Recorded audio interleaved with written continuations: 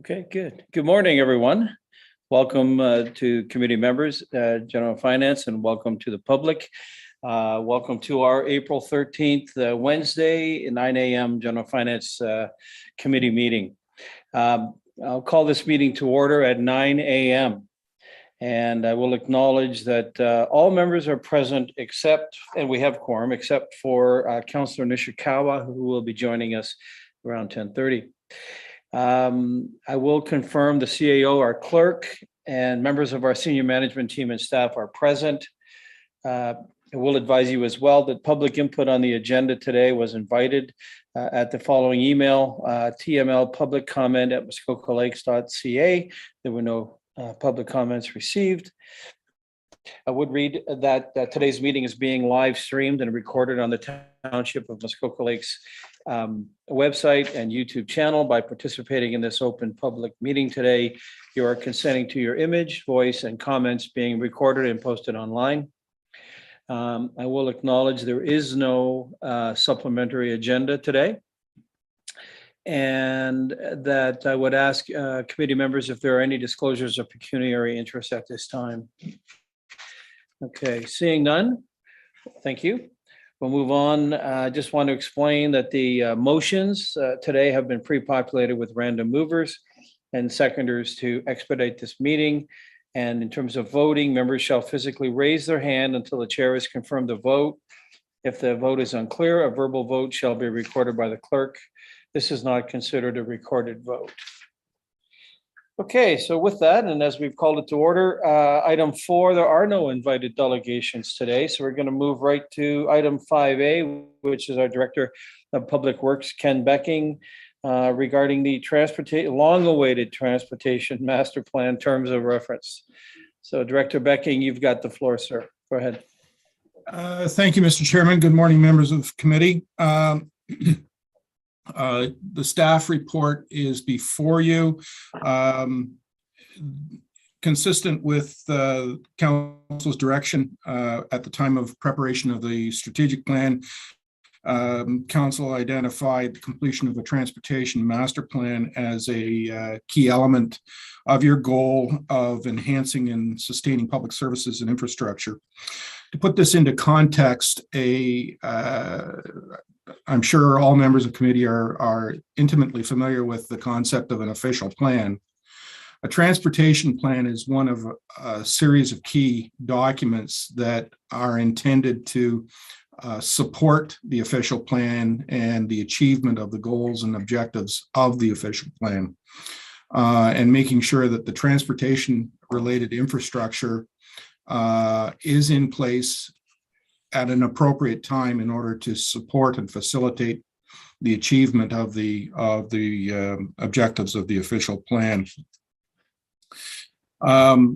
The draft terms of reference is attached to my report.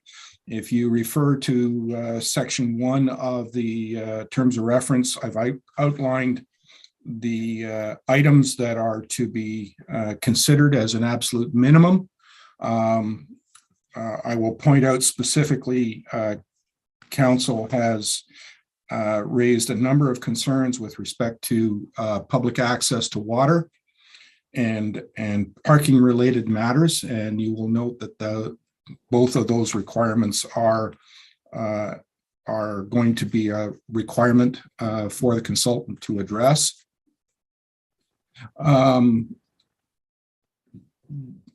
The process is intended to have input from the public, and I've identified a minimum of 2 requirements for the consultant to reach out to the public to receive input throughout the process. The process is intended to follow the class environmental assessment process. That is a common requirement for TMPs. And what it does, anything that you would be required to implement as a result of the TMP must go through the class environmental assessment process. By structuring the TMP around the EA process, you satisfy the first two requirements of the EA process as a result of doing the study. If you choose not to follow the EA process, then you would have to then repeat portions of the TMP for each and every project that would be recommended as a result of the TMP. So it's a more efficient way of accomplishing, satisfying the requirements of both processes. And there are embedded within the EA process, there are mandatory points at which the public needs to be consulted. So it ensures that the public has more than adequate input into the study and what the potential outcomes might be. With that, Mr. Chairman, that's a high-level overview. If there are any questions, I'd be happy to try and answer them. Okay, thank you for that. A large document. I'm going to ask committee here and now. Do you have any initial observations or thoughts for our Director Becking as it relates to this, getting this thing started? Mayor Harding, go ahead. Thank you very much, and thank you, Director Becking. The one question as we evaluate our road requirements, I want to make sure, I'd like to make sure, I think, that we evaluate the differential between township roads and district roads, understanding that we went through a light review at the district in the past on whether or not we should be downloading some district roads. And I'm wondering whether or not we want to do this as a bottom-up review, at least understanding our roads. Should some of those roads be uploaded? Should they not be uploaded? One in particular I think of is Everly Road. Should that become a district road, knowing that it's leading to a transfer station to service a number of people?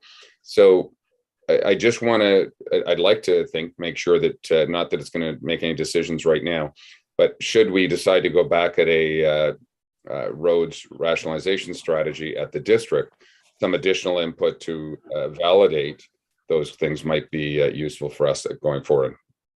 Thoughts? Good, thank you. Ken, you want to speak to that? Can you? Certainly, Mr. Chairman. That is a common feature in a TMP is, do you have the right roads at the right level of authority, essentially? And certainly it would be entirely appropriate to have that included in the terms of reference. Okay, Mayor, supplementary. I think just that specific language, I think in the terms of language for that, the terms of reference, excuse me, so that the public are aware that we're evaluating township versus district roads needs, I think would be appropriate. So thank you. Good, thank you. Ken, does that work for you? I can make the necessary arrangements to have that included. Good, Mr. Chairman. Thank you. Okay, good. Councillor Hayes, and then Councillor Roberts, and then Councillor Edwards. Thank you. Through you to Mr. Becking. I'm assuming that the summer serviced roads and summer maintained roads are included in this study as well, even though they are not specifically stated. Ken? Mr. Chairman, the study will address all roads under the jurisdiction and control of the township, including the summer maintained roads. Yes. Good, thank you. Okay, Councillor Hayes, good. All right, Councillor Roberts, go ahead. Gord. Thank you, Chair, and through you, just to continue on this point, and through you to Director Becking, we have many roads that are not maintained, but are used by property owners to gain access to their properties, known as cottage roads, I guess is a generic name. We have hundreds of kilometers of those roads, and I'm wondering, does this report going to take an attempt to really define how big an elephant this is? Because we all know that the township is involved in some way in all those roads. Thank you. Ken? I think we can include that to an extent in the terms of reference. The reason why I'm equivocating is because there is a legal dimension to this, as we've discussed previously, and I would prefer that we, as an independent exercise, obtain the legal opinion first. That will then dictate what gets included or not. Subsequent, please. Go ahead, Ken. Yep. Yeah, sorry, Director Becky, maybe I'll take it up offline, because I'm thinking, yes, that definitely is a legal opinion, but a data gathering is what I'm suggesting, no more than that. Is what I'm suggesting. A data gathering, not much different than we're doing with the sewage inspection system. What is the current state of the situation out there? So maybe I'll talk to you offline on that or go ahead. Mr. Chairman, in response to Councillor Roberts, certainly there would be no difficulty documenting, but where that goes next is a legal issue, and I don't believe that we want a technical consultant being involved, at least in the first instance, in what is a legal matter. Okay. So remaining vigilant, gathering the information, having that information, and I guess then to your point, what is it we do with it in this long and heavy duty plan that we're going to be developing? So Councillor Roberts, is that good? Okay, good. Okay, Councillor Edwards, go ahead. Thank you very much. Further to Mayor Harding, I agree that we should be looking at the upload to some of the township roads to district, and also looking at downloading it. I believe that was covered on page 10, F and G. And that's so, does that bring everything in that the mayor was asking, Mr. Becking? Ken? Mr. Chairman, could Councillor Edwards, my pages aren't okay, I've got the agenda numbered on page 10. Is F determine possibility of township roads yes, to be it, uploaded to the district, and G yes, it does. determine Mr. Chairman. possibility of that, so that would cover it. Thank you. Yes, I thought it was, but I just wanted to make sure. Thank you. Good, thank you. Yep. All right, guys. Good. Okay, Councillor Mazan, go ahead. Susan? Thank you. It's really just a small addition following actually Councillor Edwards. If you look at H, I, J, and K surrounding municipalities, if we could add Seguin to the list, I think that would be appropriate. I don't know if they have a fulsome transportation plan, but I certainly know they have an active transportation plan they've just launched. So I think that would be helpful. Thanks. Okay, Ken, duly noted. yes. Take Good, care of it, thank you. Mr. Chairman. Thank you. Good. Okay, seeing no other hands up, I just would frame a comment as I'm sure the public are watching us this morning. This long-awaited and lengthy process that we're entering into with the transportation master plan. You know, we've had a lot of water access and islanders here in front of us over the months, and we have use this plan as a way forward for some of them. And I'm just wondering, in terms of a committee structure, premature perhaps, Director Becking, but will there actually be a committee struck on this? I mean, I realize there's a consultant, but we do have that for the rec master plan, the recreational piece, trails piece. Will there be an actual committee established at some time? May not be today, but will there be a committee of public and GNF committee members on that committee? Is that, I don't see it actually referred in your notes. Can you speak to that? Certainly, Mr. Chairman. The absence of a steering committee was intentional on my part. I don't believe that one is necessary. And quite frankly, I think it would be an impediment to the efficient carrying out of this study. The transportation master plan is a very technical, policy-driven process. It's based on technical expertise, and is fundamentally different from the Parks and Recreation Master Plan, where it's the public that is intended to drive the need for service or the desire for service. So in the case of the Parks and Recreation Master Plan, we adopted a steering committee approach to filter out and extract from the public their needs and wants. That's not the case in this particular instance. And for that reason, I don't believe it's necessary. I think what committee and council should want is an objective technical study that will give guidance. Now, that having been said, if it's the desire of committee and council that there should be a steering committee, I would suggest that it would be appropriate at this time for committee to direct as such, because it will have an implication for the consultant in terms of their work plan and hence the cost. So. Okay, and we can ask committee, thank you for that, of course.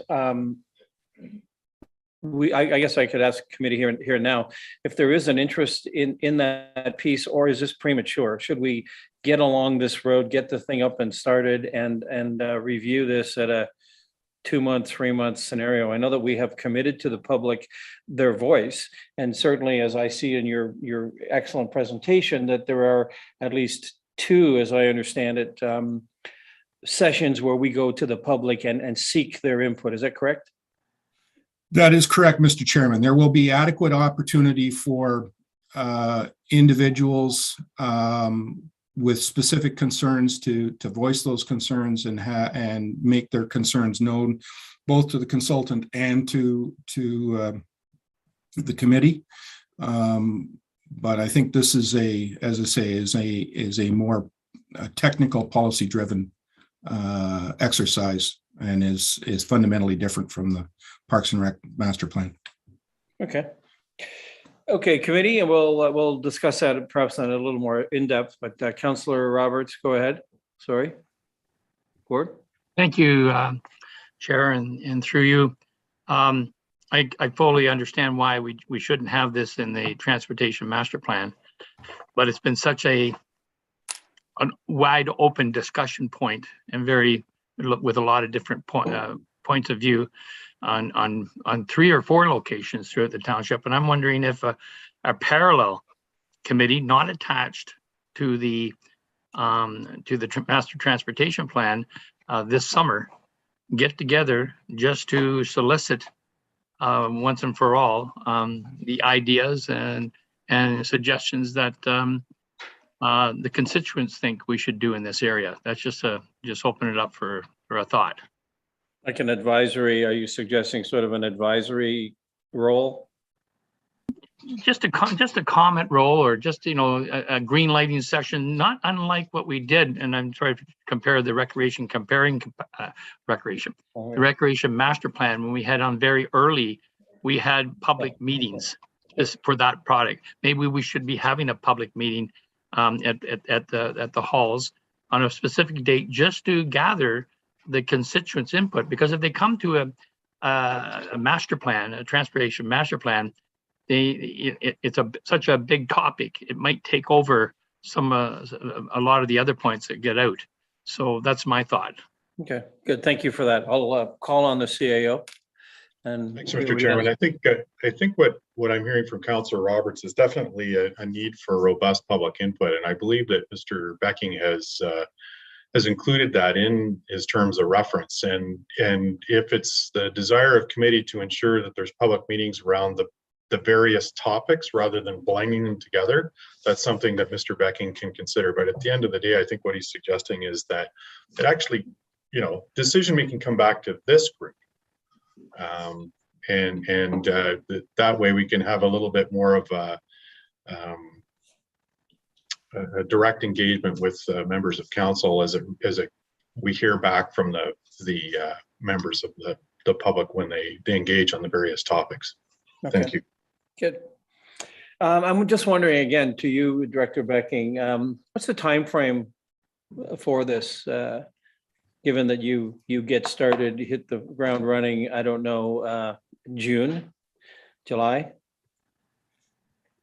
That's correct, Mr. Chairman. By the time we go through the solicitation of proposals, review those proposals, make a recommendation for award, council confirms the award to the successful consultant. We're going to be well into July. They're going to have to spool up. So they're going to be doing their data collection, I would guess, through August, September, October. And so we would be looking at the first opportunity for some kind of public consultation, either latter part of this calendar year or early in the new year, 2023 would be my suggestion.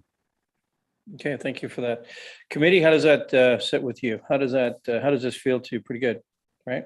Looking at a general warmth. We've been awaiting this for quite some time. I see no other hands, and I think we have had a good, the CAO said, a robust chat on this issue. I do have a resolution here in front of me, and I would read it with your indulgence. Moved by Councillor Bridgman, seconded by Councillor Edwards. Be it resolved that the General Finance Committee endorse the terms of reference attached as Appendix 1 to report number PW-2021-019 for the completion of a transportation master plan for the township of Muskoka Lakes. All those in favor? Good, that's carried. Thank you, committee. Okay, thank you, Director Becking, for that. Excellent. I'm going to call on, let me see, that's item 6A, Chriselle Story, report from our Land and Agreements Coordinator regarding the sale of an original road allowance, Watson, roll number 2-19-020. Chriselle. Thank you, Chair Zavitz, and good morning, committee. The township has received an application for the sale of an original road allowance from an abutting landowner. Based on staff comments, it is recommended that approval be given subject to the noted conditions. And with that being said, I will turn it back to the chair. Good, thank you, Chriselle. Okay, committee, we've done our reading. What do we think? Is there any questions, thoughts, comments, observations? No? Okay, good. I'm gonna put your feet up. I'm gonna read this. It's gonna take a while. Moved by Councillor Roberts, seconded by Councillor Mazan.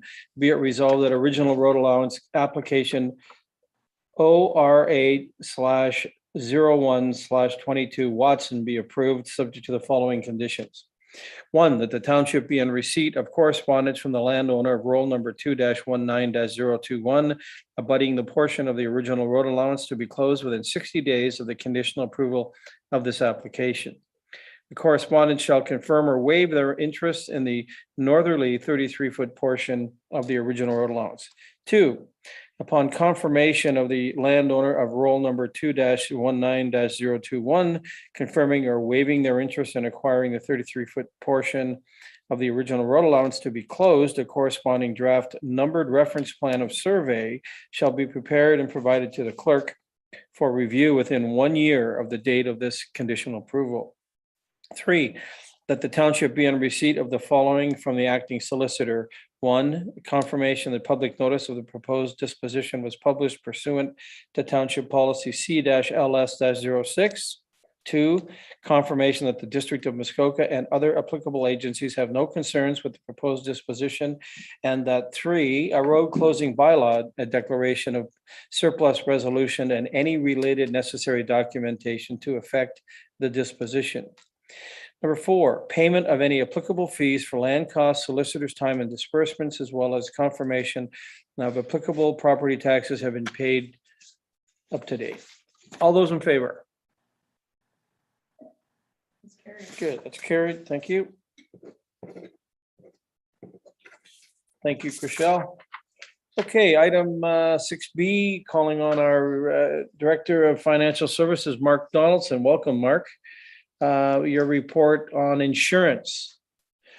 Go ahead. You have the floor. Welcome. Thank you, Chair Zavitz, and good morning, members of committee. This is an information report on the upcoming insurance renewals. So I have spoken with our current provider, BFL Insurance, obtained some information regarding the market. Apparently the market is still in a hard phase, but is stabilizing. We have moved forward with this based on council's direction when we did our renewal for 2021-2022 to go to RFP. That RFP will be released shortly. We're just waiting for some additional information and be able to do that. But the indications are that we should not be seeing the increases we saw in previous years, which I think is great news. We heard a lot of this, a lot of comments on this during the budget process. So hopefully that will come to fruition. I would be cautious in terms of predicting whether or not there will be reductions, but certainly the increases should be less substantial than what we have seen based on the information I've gathered to this point. This RFP will also give us that opportunity to move the expiration of the term date. So currently we are July to June. By moving it to the fall, that aligns better with our budget process and gives us more certainty around our budget estimates for insurance costs. Where currently we really don't have complete information when we do the budget. So this RFP would go out.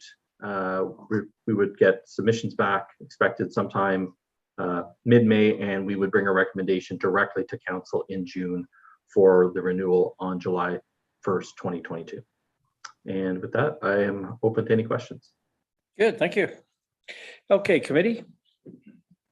I see no questions. So there's a hand up. Sorry, there's committee member Bridgman. Go ahead. Thank you, Chair. Mr. Donaldson, just a quick question. The RFP is going out independent of our broker? Because they'll do their own market research? Is that, have I got that right? Through you, Chair. Yes. So the RFP will be an open request for proposals. I spoke to our current provider just to get some information on what is happening in the marketplace currently, and I needed to solicit some information from them as well that would be included in the RFP. So that was the nature of the information. So a little bit of an additional analysis that I was able to gather before we go to market in terms of measuring expectations. Good. Good, thank you. Seeing no other comments, I do have a motion to read here on this, moved by Councillor Kelly, seconded by Councillor Nishikawa. Have to change that to Councillor Bridgman.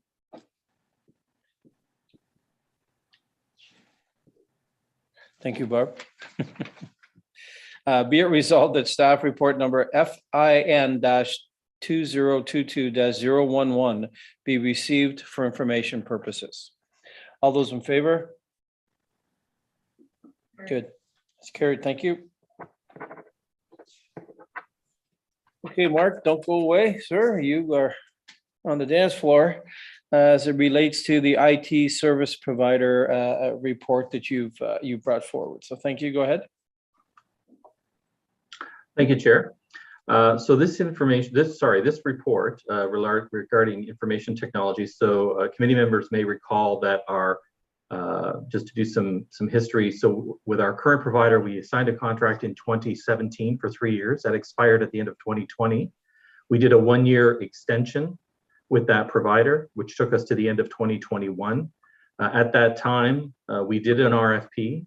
The results of those came in, but due to timing and the ability to evaluate, we extended with our current provider again for another additional year with a new contract to the end of 2022. So we are currently signed up with our current provider to the end of 2022. The results of the RFP were evaluated. We have selected a firm, Helix IT, They are situated in Orillia. They do service a number of clients in the Muskoka area, including the client here in Port Carling that they also have as well.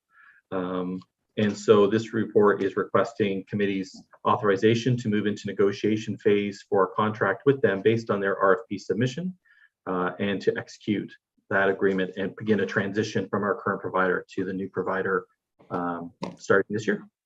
And I stand for questions. Okay, committee. Any thoughts? Okay, Councillor Jagowitz, go ahead, sir.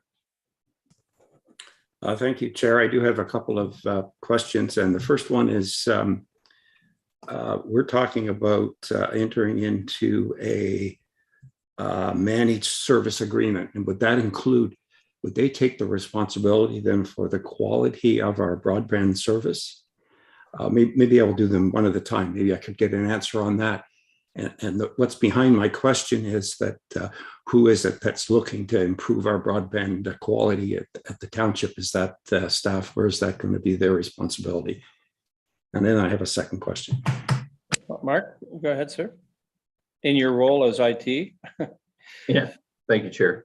So to Councillor Jagowitz's question, so the managed service provider works as an agent, kind of helps us with our broadband service provider, but they are not responsible for our broadband service. So they help us with our provider. Our current incumbent helps us with Lakeland, and that would continue. That we would have that. They would have that role with our service provider. Certainly understand that broadband has been an issue within the township, and we are working to try to resolve many of those issues as best we can at the staff level with the providers in the community. Okay, Frank, you have a secondary question? I do. Thank you. And the reason I mentioned that is that possibly I just detected from your answer that we deal with Lakeland, so maybe we need to look broader than that. My second question had to do with the transition, the 12-week transition overlap period. And you've indicated there's a budget for that. And I was a bit confused. We have a provider now that we're paying on a monthly basis. We're going to have a new provider in that we start paying on a monthly basis. I assume that doesn't overlap. And then you're suggesting there'd be a 6-month overlap where we pay both. And I just wanted to understand whether that overlap cost was in addition to those two contracts, the existing and the new, or it's just part of it. I read it as if it would be an additional cost. In other words, we're paying one up to point A, and then we're paying the second one, but somehow we pay them both for the transition. So I just wonder if you could clarify that. Good, Mark. So the help desk, the managed service provider, there would be a cutover. So there would be a point in time where we would stop paying the incumbent and we would begin paying the new provider for those services. Where there is overlap is that the two companies will have to work in tandem on a project. So this would be an outside of scope type project where they will need to work together to migrate information, to transfer files, to make sure that everything is moved over to the new service provider. So they have all of our history, all of our licenses, all of our documentation, everything that's been gathered by our incumbent. And those costs that have been identified would be in addition to our regular managed service costs, because it is a special project to be able to do this transition from one service provider to another. And that was estimated at $25,000 in the report. Thank you. That's it. Okay, good.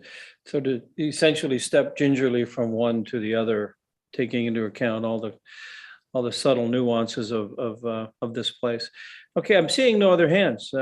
Committee, you seem good with this. Mark, thank you for your report. I'll read this motion. Moved by Councillor Hayes, seconded by Councillor Jagowitz.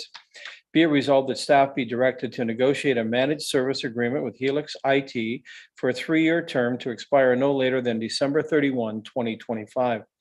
And that said agreement shall be to the satisfaction of the Chief Administrative Officer and the Township's Solicitor, and that the Mayor and Clerk be authorized to sign any necessary documentation. All those in favor? Good. It's carried. Thank you. Committee? Okay, and Mark, you're up. So under the item 6D, your report regarding budget guiding principles and a policy update. We do have a resolution at the end of this. So Mark, go ahead. You have the floor. Thank you, Chair. So hard to believe, but I'm already starting to think about 2023 budget, as it feels like we just put the 2022 budget to bed. And I believe this was one of the first policies I did when I arrived here at the township almost 2 years ago. So the changes and the updates to the policy are really just to clean up some language that was included in there. I provided a red line version and a clean version.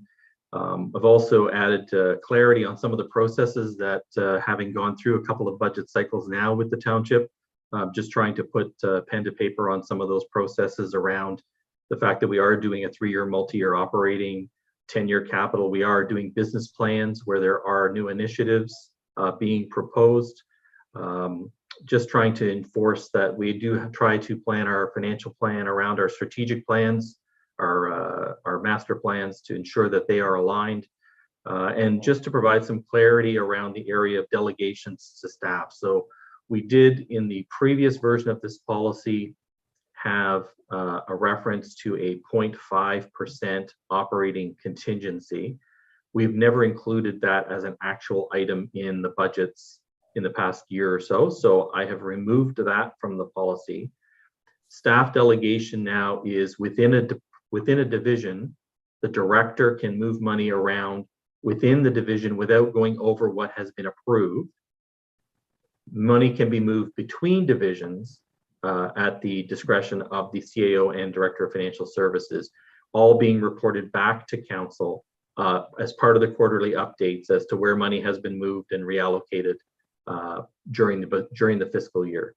So I think this is really a bit of housekeeping and just some clarity around language and delegation of responsibility. And with that, I stand for questions. Thank you. As much continuous improvement as housekeeping. So thank you for your efforts. Committee, do we have any thoughts on this? Okay, there we go. Councillor Jagowitz, go ahead. And then Councillor Edwards. Thank you, Chair. I respectfully am requesting that we treat this as a draft and that we not approve it at this meeting. And that's not to say it's not a good policy. There's just a couple of areas that I think we need to have a little more thinking on, because we're now formalizing procedure that I want to make sure we all understand and approve of. And the two areas I'd like to talk about, the first one is the delegation of the in-year reallocation of things and how that is delegated and what council's role is in it. And the second area is in the way we approve the budget itself and the possibility of bringing in some form of working group to have a more detailed look to take some of the heavy lifting off of council and committee. So if I might, Mr. Chair, I'll deal with those two individuals separately, if I might. Is that okay with you? Go ahead, sure. Excellent. Okay, so the first one was the current report delegate has a statement. If you go to, I had the page written down, I think it's 42 of the document. Basically, it gives, we talk about the responsibilities of council. Council has the responsibility to approve things other than where it's been delegated to staff. So that's a wide open statement. And then the report goes in D5 and 6, D5 being on the operating budget and D6 being on the capital budget. And it now defines how things are delegated to staff. So when you put those two things together, then that removes that oversight from council. And I don't see that as a bad thing, because there has to be discretion. But what I'd rather see, and what that assumes is that throughout the year, department heads and CAOs and so on detect that they're underspending in some areas, possibly have to spend in other areas. And so they reallocate funds here and there. And then quarterly after the fact, they report to council they've done it. I'd much rather see a system that's in place more similar to what's at the district where, and I'm not talking about minuscule numbers here, okay? But 10% of a project on a $2 million project is not minuscule. And so the process there is that they do have a formal process. You approve the budget, and then as the budget progresses, staff determine that there's going to have to be changes. So they come forward with the rationale for it and a budget amendment, and that budget amendment changes the budget. And I've mentioned this before, but I don't see this document implementing that. Instead, staff makes those adjustments within limits and then tells us they've done them. I'd rather see it, other than in emergency situations, that staff see those reallocations are going to have to take place and bring them forward through the standard process. Obviously, there are things that can't wait for that, and I'm not. So I'd like to have, and possibly this is a discussion that should take place offline, possibly, but I just know if there's any support for that, or is everybody comfortable in leaving that process completely with staff? Okay. So maybe to directly answer that question, committee, before I call on Councillor Edwards, does committee have any thoughts on that? Any sort of a response to that, Mayor Harding? Go ahead. Thank you very much. And maybe get Director Donaldson to sort of chime in. I'm trying to follow along where the policy has changed, what language is there now. I don't believe that if fire was underspent by $200,000 that they could transfer $200,000 to roads. I believe it's interdepartmental, or inside each department that can transfer from one project to another. And then there would be a subsequent report saying we did this. I guess the question, if, for example, there's an underspend on repair of one road and Director Becking says, I need to put another $30,000 to another road, what benefit, what oversight can council add to that says, no, you shouldn't be able to do that, or no, you can't spend it. We're going to be underspent on this road and we want it all to go to reserves. So Director Donaldson, maybe you can sort of advise as to how you see the process. Does the money stay within the department, or are you moving it all over departments type of thing? And from a number perspective, 10% I think isn't appropriate. Yes, it's a bigger number, but 10% of 100,000 is $10,000. We're not going to worry about that.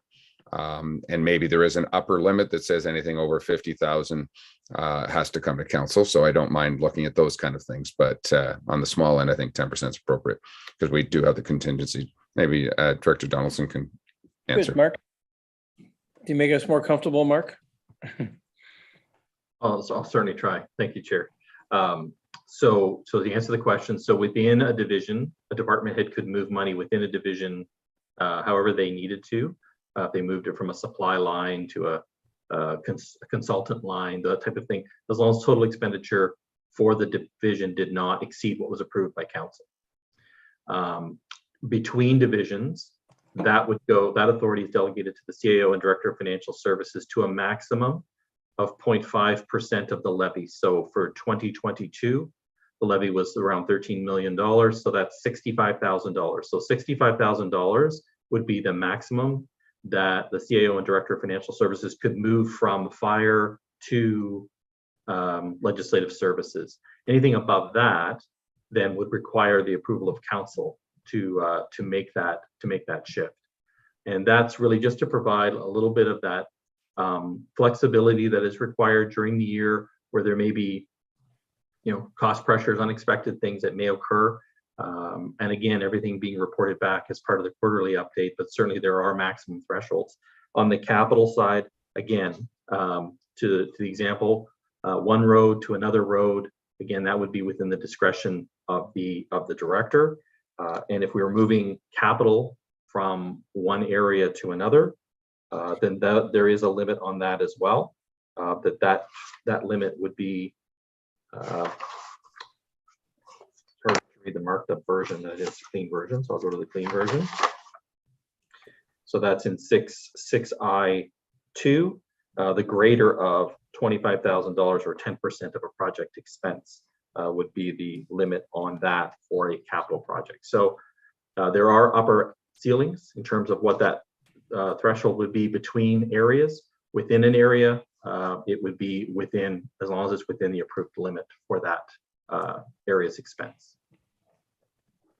Okay, before I call on the others, I wonder, Mark, to keep you on this hot seat here, is this a scenario where this is called an update, or is this something that you plan on bringing forward every quarter, every 2 months? Is there a frequency to this? Well, I guess where I'm going is Councillor Jago had suggested it could be a draft as opposed to, the latest policy. Is there a need for that, given your frequency? I guess is where I was going with that.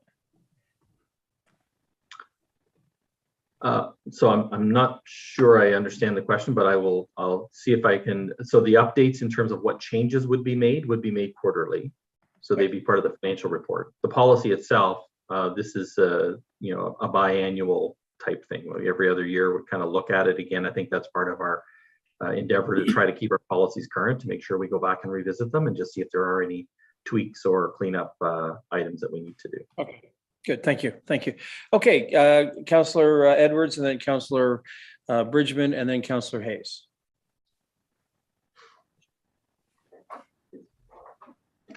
Thank you very much. I don't mind them moving money within a actual department and that, or the 65,000 with the CAO, and that it only stands to reason. We have something coming up this afternoon on a bumper truck, and they're moving that a little bit around, so I don't have a problem. And I just had two minor things. When you had the red line in your actual report, Mr. Donaldson, on page 32, department heads are responsible, and it says for, and then it says prepare. I think it should be preparing, the same as reflecting on that. That's one thing, just minor. And just a minute, I'll sign the other one here.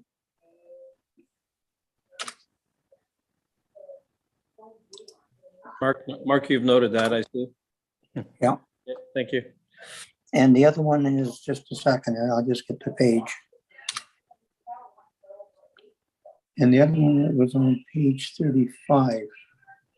And I think it was just support rather than support, so it's an S on that. And again, it's just a small error, but if we are doing it, we might as well correct it as we see them. Thank you.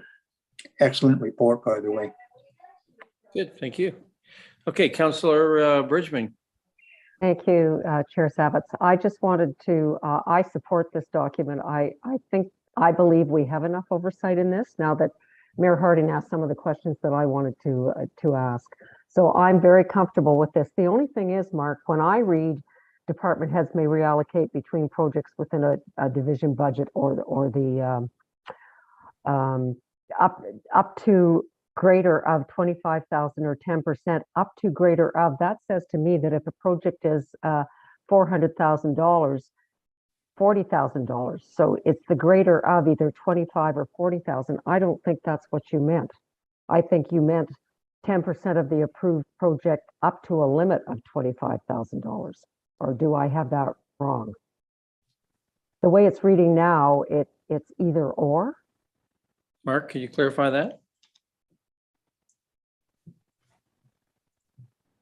So thank you, Chair. And so that is correct. So, and I think the intent is that there's a in that case, it's a floor of 25,000, but it would be the greater of 10%, because if you had a $1.5 million project, $25,000 is a very insignificant amount in terms of a big project. So you need a little bit more flexibility with respect to larger projects. So that was the intent. So it was intended to be the 25 or 40 to your extent, to your point.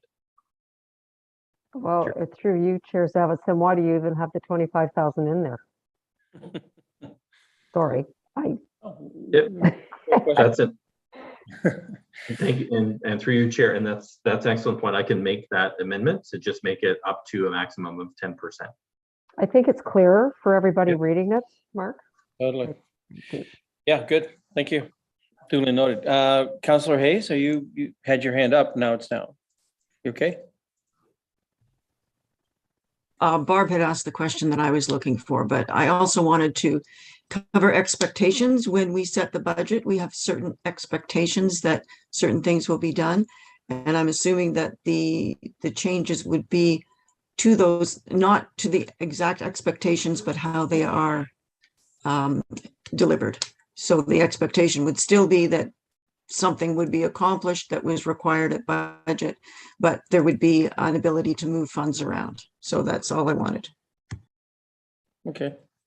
It's there. Good. Okay. I see Councillor Jaglowitz has his hand up again, and then the mayor, and then we'll move on. Yes, I'd just like to possibly add to the conversation.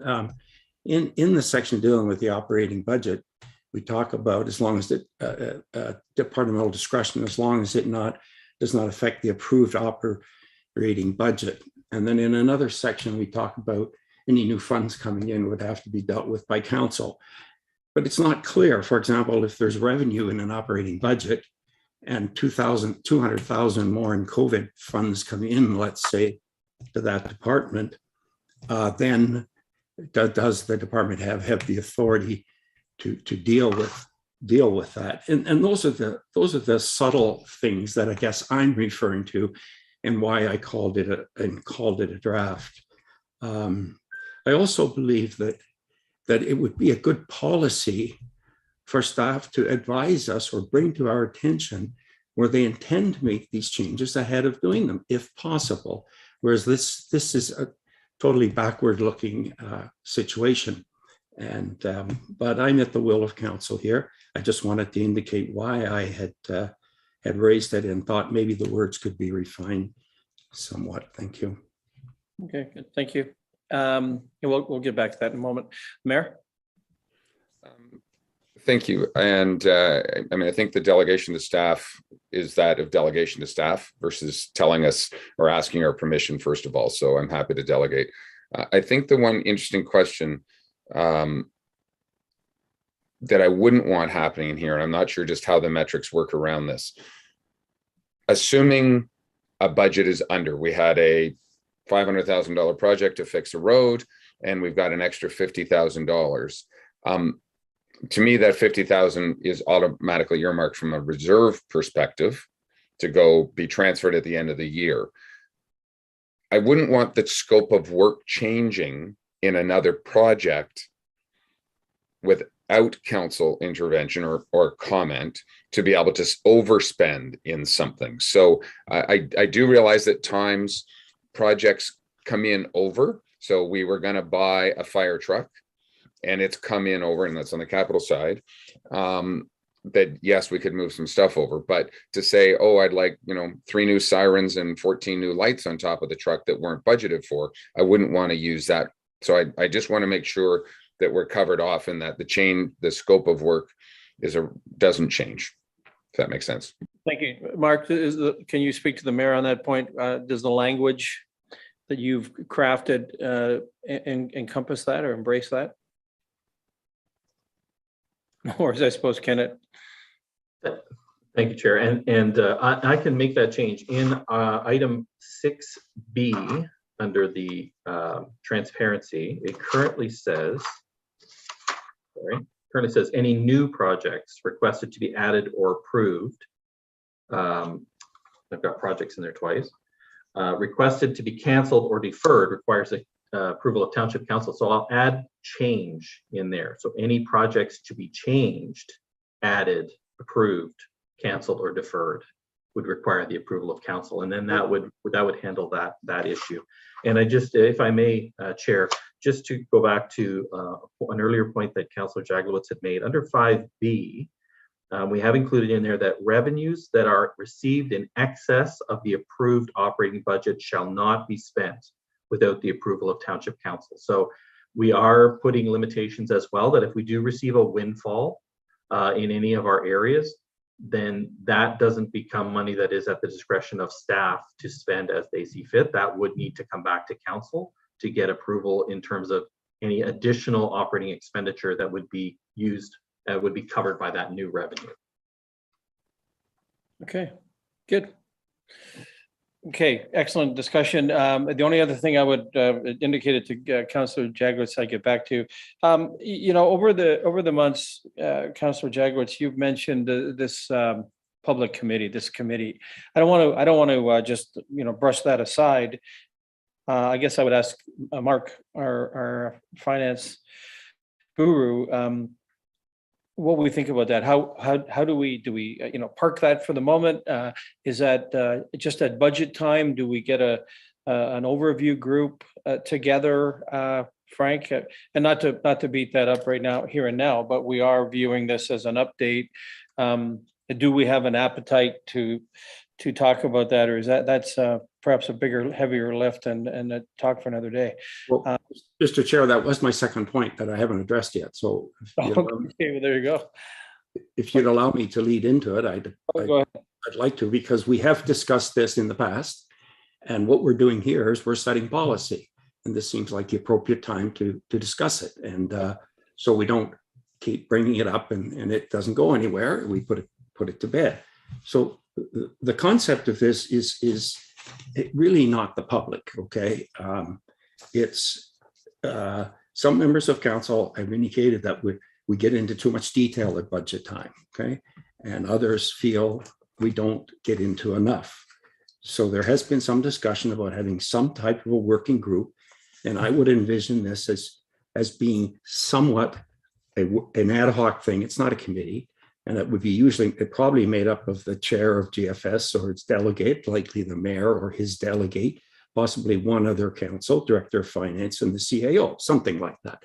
And they would take the budget after staff is finished with it, go in and ask some detailed questions, and then get into the detail that the committee would not get into. And that would allow some back and forth and allow staff to get an understanding, but all of the approval, of course, comes from the committee and council. But it just streamlines a process in my mind, and that was what I was hoping could be discussed. And I think this is the appropriate time because we're setting policy, and it shouldn't be done every year. Decide whether we have this committee or this group or not. We should have a policy, and that's our policy. Where the public come in, I see in the report, and there are many things in the report, Mr. Donaldson, like, for example, you mentioned that staff can't reallocate new revenues. I know, but it says it in one section, but on the other section, it says it can as long as it's within their budget allocation. So they need to be tied together, okay? And this is another case. In your report, you say that the public will have input through a website or through a public meeting or something. But I sense the public, there's certain members of the public that would like a little more detail than that. And so whether they could be brought in at this point or not, I'm really easy on that. I don't want to throw out the baby with the bathwater, but I think it would be important to have a small group, working group, work with staff to go through some of the details prior to it coming to committee. And they have no authority, of course, and whatever the public's involvement in it, I really don't have a strong feeling on that. So that was the reason I brought it up, so that if anybody felt strongly one way or the other, they could state it. Right now, the policy doesn't provide for it, just so you're aware. So if at the next budget cycle, we want to try to introduce that, we'd be going against our own policy. So if we think has merit, then we shouldn't approve this policy or that portion of it until we've discussed that. Thank you, Mr. Chair. Thank you. Okay, of course, we're going to be discussing this now. So Councillor Hayes, and then Councillor Kelly, and then the mayor. Thank you, and through you. Prior to this term, for the two prior terms, we did have a public committee that did meet at budget time for 2 to 3 days, depending on the depth of the budget. Most of the larger groups did take part of it. They did all send representatives. There were not a lot of great changes that happened. However, there was a lot of information that got out to the public prior to the budget being passed. So when the budget did hit committee and council, a lot of the big questions had already been asked, and public was satisfied with the answers. And I believe that the budget did go faster because there was less query about it.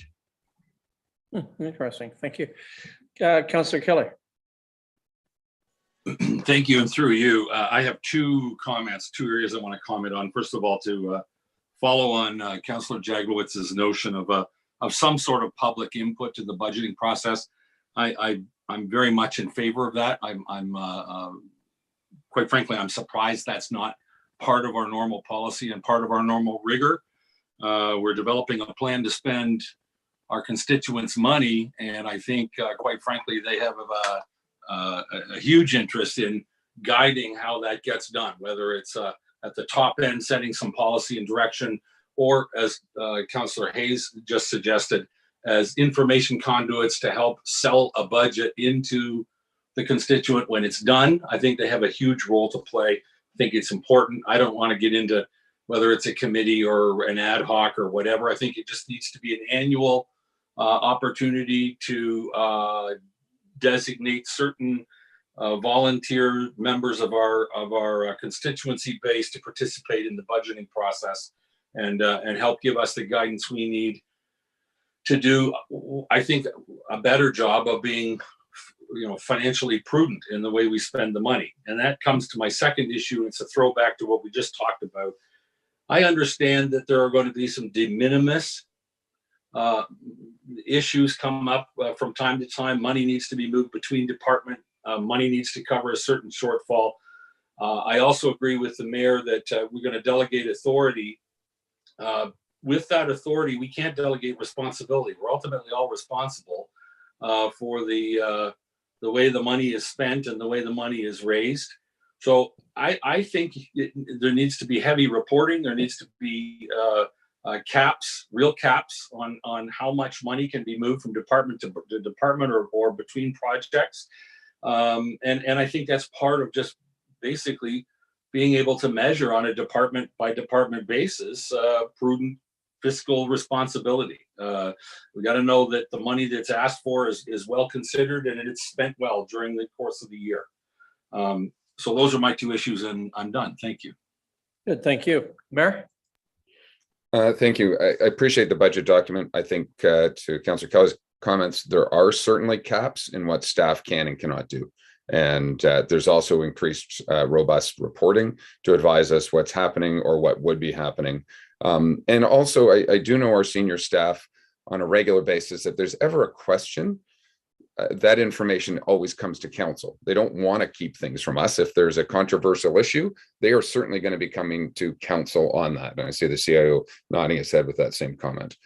Regarding a subcommittee, and Councillor Hayes, Councillor Edwards and Councillor Nishikawa will all remember sitting around this table where we had a subcommittee at times remove things from budgets because they didn't feel it as a priority. It came to council with a pared down, and council had to put things back in the budget because we were the ones elected to represent certain areas. And we ran into some difficulties because a subset of people were making decisions for council at the time. Interesting, and I chose those words carefully, a subset of council. 3 years ago at this time, we put in place a subset of council in a planning committee. We put in a subset of council in a general and finance committee to become more effective and more efficient in what we do. That was overturned by the Muskoka Lakes Association and Friends of Muskoka, full stop. That every councillor around this table was to vote on every topic at every time, and that things could get put through a subcommittee and just ratified by council. So I haven't heard that change as we move forward that takes that off the table. We do know from a public input perspective, and I look at our budget, let's just go in the last 6 months, every time this council debated anything around the table, we had public comment. There was not one meeting that the public did not advise us on what we should or shouldn't be doing. And we even delayed the process, saying we need to look at reserves. How are we reallocating this reserve? That was all additional public input, but for us to get that fulsome information. So unless the general public are aware and have the ability to say, guess what?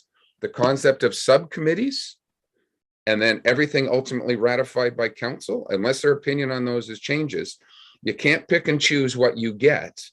And for me to have, I've always been a believer in that concept that we can appoint certain people on council, but I'm not just going to do it with the budget. I'm going to suggest it needs to be done with all of everything we do to become more effective and more efficient. So I'll leave it at that. So I couldn't support right now, written in this document, an advisory committee, because we may or may not get all the full information when budget cuts are made going forward. So thank you. Okay, here we go. So, okay, Councillor Edwards, all is you, then Councillor Bridgman, then Councillor Jaglowitz, and then Councillor Kelly. Okay, thank you very much. Unless I was confused, I thought we did put a 10% limit on, and it was 0.5% of the budget was $65,000. Is that not, and that correct? And that, Director Donaldson? So through you, Chair. So there are different maximums for operating and capital. So the 65,000 relates to transfers between divisions for operating. The 10% is related to capital items because they can tend to be larger. Okay, thank you. That's what I understand. So there is caps on things. And as far as in that subcommittees and that, I think council are doing a great job. The 10 people that are on it were elected by the public to look after them. So if, and I'm sure I get emails and phone calls on items that people would like to see, and that, so their wishes are definitely carried forward. I don't have to have a subcommittee. And as far as the subcommittee reporting to council and back and forth, I don't think it's expedient. I think that we can just streamline things with council, with all 10 councillors. Thank you. Okay, good. Voice of experience. Okay, Councillor Bridgman, you go ahead. Thank you, Chair Zavitz. I was just going to probably reiterate what Mayor Harding said. I don't believe it was the MLA and Friends of Muskoka who took those subcommittees away. It was us, because everybody wanted input into everything. And I don't see that changing at a budget level. So I wouldn't support a subcommittee, but I do have a suggestion, and I'm not sure how this would work, Director Donaldson. Certainly working with Director Pink and with Mr. Kennedy, we have had discussions with main interest groups about what's coming, and it's an explanation and it's an understanding. And what I see being helpful in this process is to have our major groups, I'm not sure how we do that, actually have a discussion with Mr. Donaldson beforehand, because it becomes very apparent to me in these discussions, there's a lot of misunderstanding. And then there's a delegation at council with this misunderstanding coming forward, and then the public is confused, et cetera, et cetera. So is there a way we could invite interested groups to have just a discussion beforehand of what we're doing with the budget, why we're doing it, and having them understand before we get to those public input hearings? To me, that would be the efficient way to deal with it. Sure. Just something like a 15-minute delegation per group to contribute. What you're saying, more than the 5-minute delegation. Actually, No, Councillor Zavitz. This has nothing to do with the meeting. This is before you get to the public meetings. It is basically access for these groups to be able to talk to our financial people, to tell them what they're thinking things mean, and our financial people explain what it actually means. I'm not talking about the delegations. I'm talking before we get to the delegation. I was wondering how formal it would be. Okay, go ahead. CAO has a comment. Thanks, Mr. Chairman. I think it would be helpful for a committee to understand the engagement process that we use now. So Mr. Donaldson perhaps could speak to that. And I think it really starts before the budget is being prepared at the budget guideline stage. So perhaps he could talk about the engagement opportunities and how we've improved them over the course of the last 2 or 3 budgets. Thank you. Mark?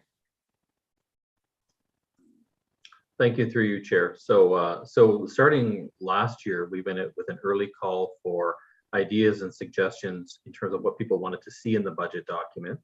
And that took place in the summer through our Engage Muskoka Lakes webpage. And we took those ideas and we presented them, we brought them forward, and they were part of the presentation, the budget presentation to committee.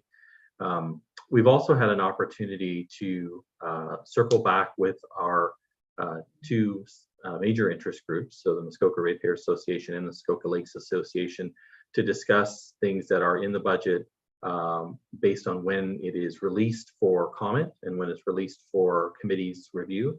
And I think, if I understand the suggestion from Councillor Bridgman, is it's between that period of when it's released for committee's review prior to the meeting and the meeting itself, to have that conversation to make sure that everybody understands what the priorities are and why finances have been allocated the way they are, so that when they come for delegation, there is that understanding. And certainly, to committees, I'm certainly happy to introduce areas into the budget, but certainly I have to do to the CIO his comment. We've certainly, I feel in the 2 years I've been here, had a very open dialogue with representatives from both organizations and from the chamber, from other participants in the community as well, to ensure that there is that open dialogue to make sure there is clarity and understanding, and try to help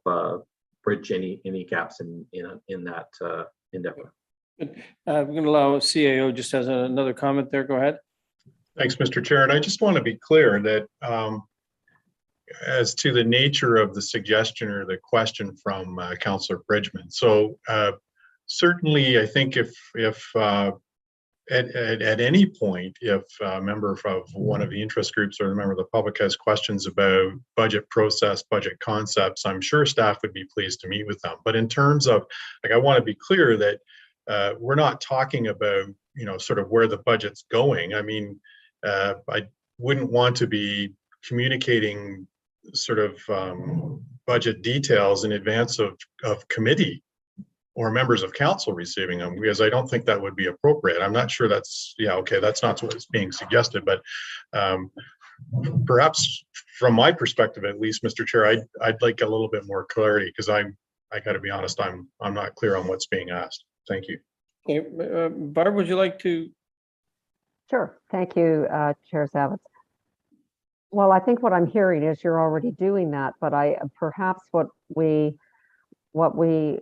we could actually reach out to these interest groups and say we're open for a discussion. I know Mayor Harding is putting his hand up too. I'm not sure the dynamics, but that if you're already doing that, maybe we can make that more generally known, because the online input I don't think is satisfactory for a lot of people. Okay, I will let the mayor speak, and then the other 3. Thank you very much, Mr. Chair. And I think what Councillor Bridgman's asking for, and I agree with, I think what has been very helpful for us is at times a ratepayer group or individuals one-on-one dialogue with our senior staff to provide some background context. It's difficult, and again, in a public forum, for us to have those advisory meetings, let me call them that, ahead of time. And certainly I agree with CIO Hammond that any ratepayer group should never see a budget document before council sees it.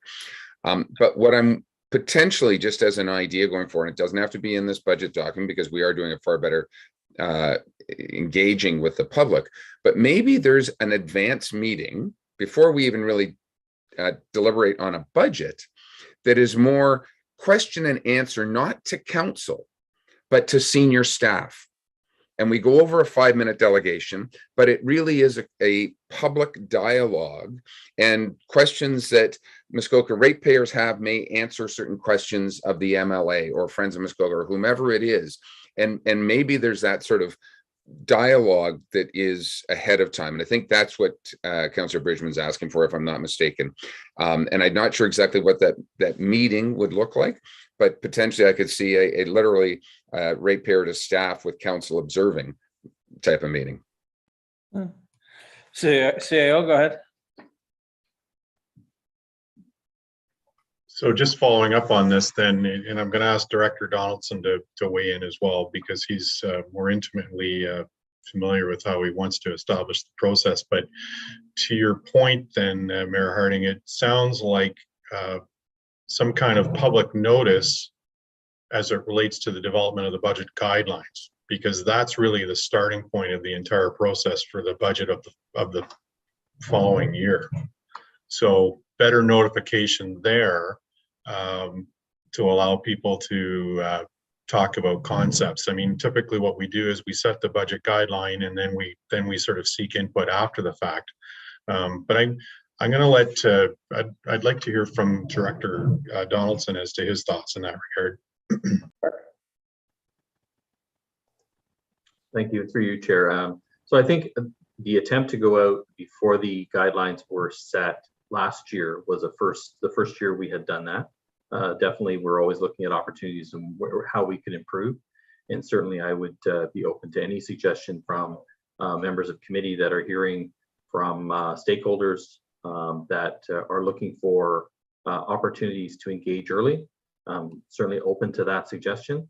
And one other, I suppose, if I'm understanding the point that Councillor Richmond is raising, perhaps it is about the amount of time that the budget has been released to the public prior to committee's first meeting to deliberate. So perhaps there is an opportunity there to have it out for longer than, I think in last year, I think we had other than the break we had over Christmas. Typically the budget document goes out on a Friday and the meetings are the next Tuesday or Wednesday, which only gives a few days. If there is a requirement or a desire to have the document circulate in the public, that is also available for all members of committee and the public to review and have questions in advance of that meeting, that may be a way to address the issues that maybe we're trying to address. And I think that's what I'm hearing, certainly. Okay, Councillor Jaglowitz, then Kelly, then Mazan. I think the ones that haven't spoken should go before me, Mr. Chair, if you don't mind. Fair enough. Actually, Councillor Mazan, if you don't mind, Councillor Kelly, she's been patiently jumping around her seat. Not really that patient. Thank you very much. I'm just echoing a lot of the comments I've heard already. And I actually was looking at, I don't even know what page it is, but the one reference to the next regular scheduled quarterly financial updates. It seems to me that a lot of this is seeking some clarity and structure around customer engagement. And for me, it starts with the schedule that that not only staff understands, but the public understands. We don't have too many key stakeholder groups at this point. And I think Director Donaldson, from what I've heard from my constituents, that they've been very receptive and have appreciated the time he has taken proactively to reach out to them. I think it's a matter of simply formalizing that and having a schedule around the key dates of the budget. So we start with the guidelines and we move through it, even to the point that there's reporting. And if the reporting is every quarter, perhaps it's formalizing that Director Donaldson, and if it's not him, it's somebody else, is available to the key stakeholders, and it becomes scheduled events. And over time, I think many of the questions that come up or clarifications can be really handled quite easly through a 30-minute conversation if it's scheduled a bit more frequently and understood. So I don't know if having a schedule to that degree is what's required within a policy. And that, I guess, is my question.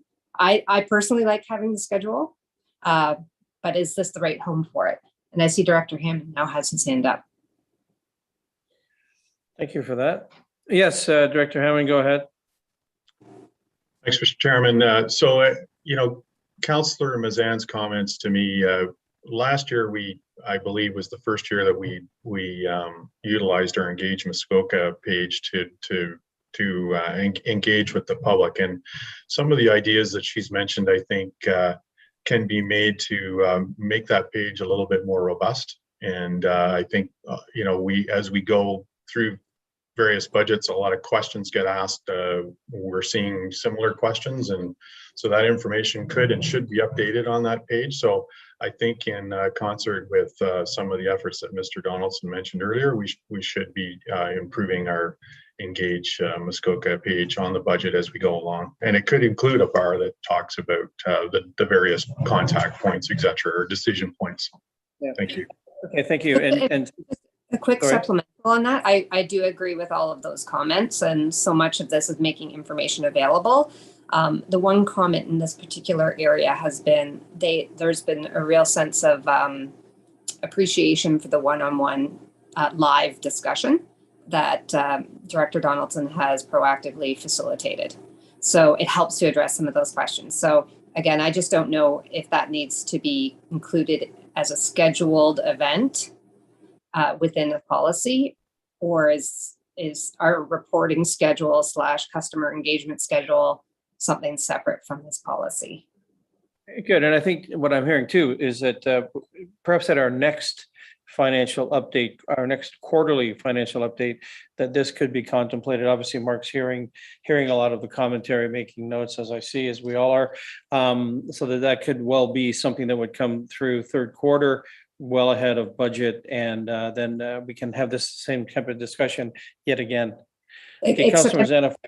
Sorry, just a quick supplement. I think I'm not clear though. Does a formalized schedule need to be included in this policy? Well, okay. Well, let's hear the other two, and then we'll contemplate that. Thank you. Okay, Councillor Kelly. Thank you. Through you. We already have an advisory committee of like several thousand people who stop us in the street and tell us what they want and delegate to budget meetings.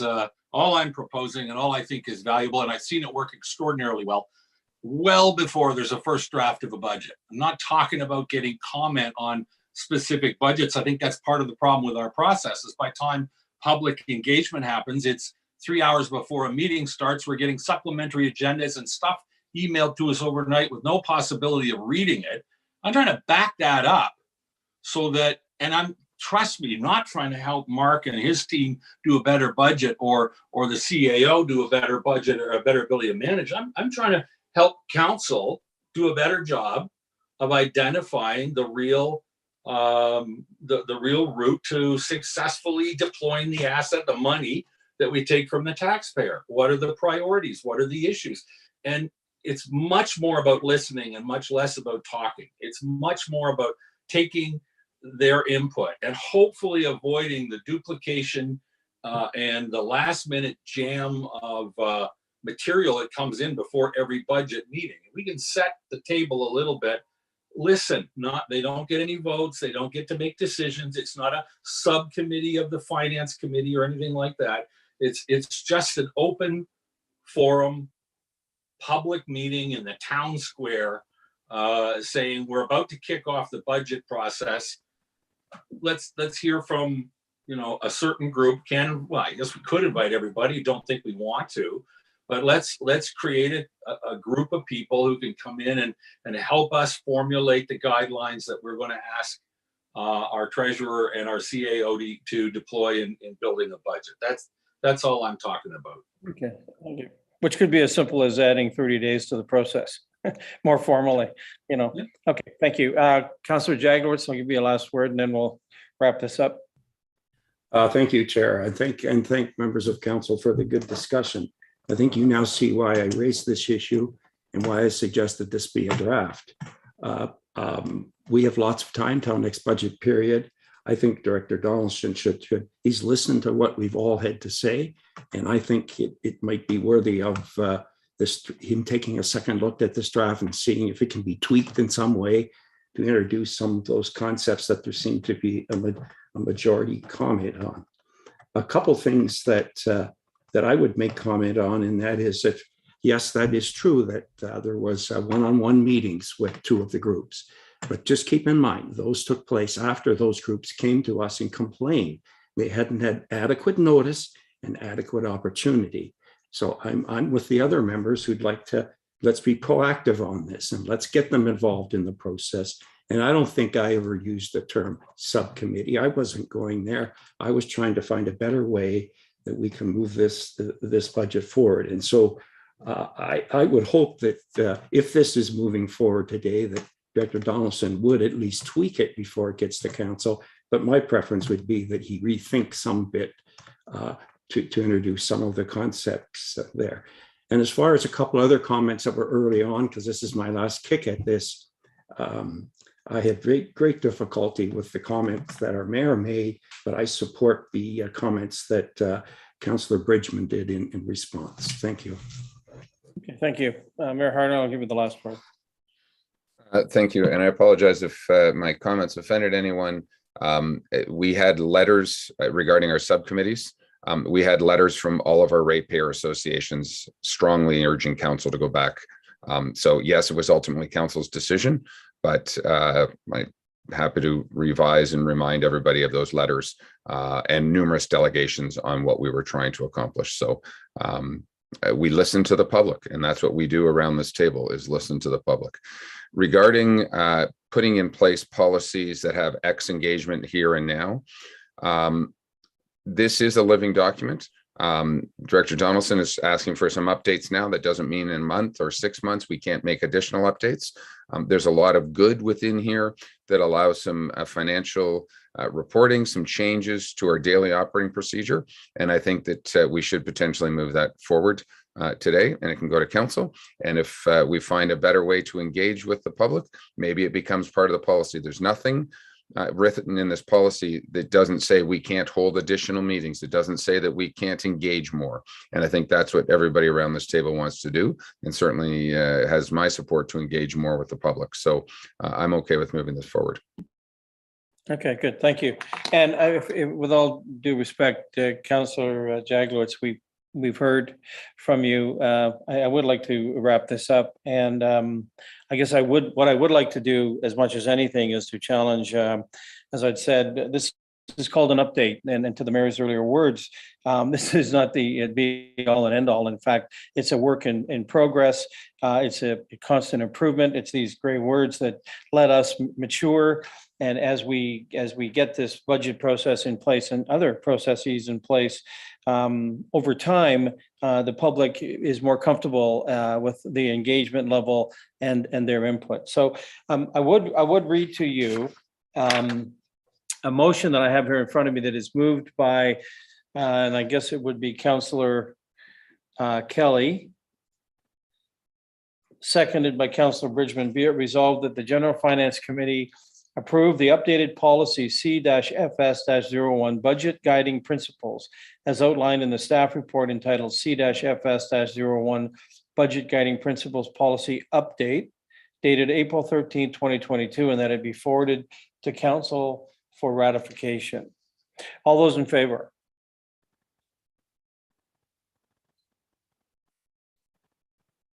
That's carried.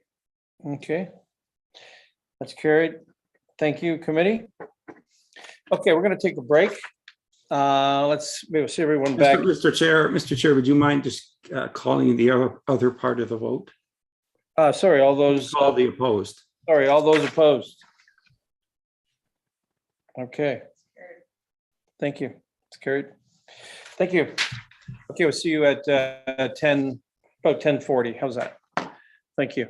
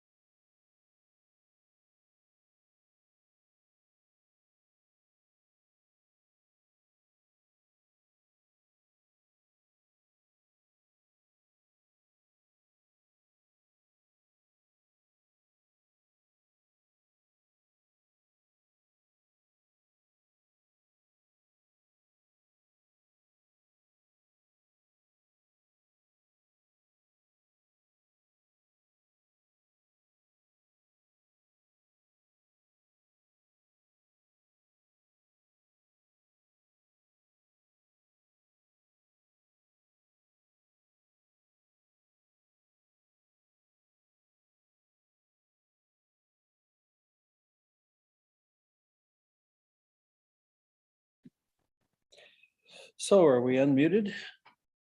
Okay, good. Okay, committee, hello. Get everybody back on the screen. We're in good shape for time.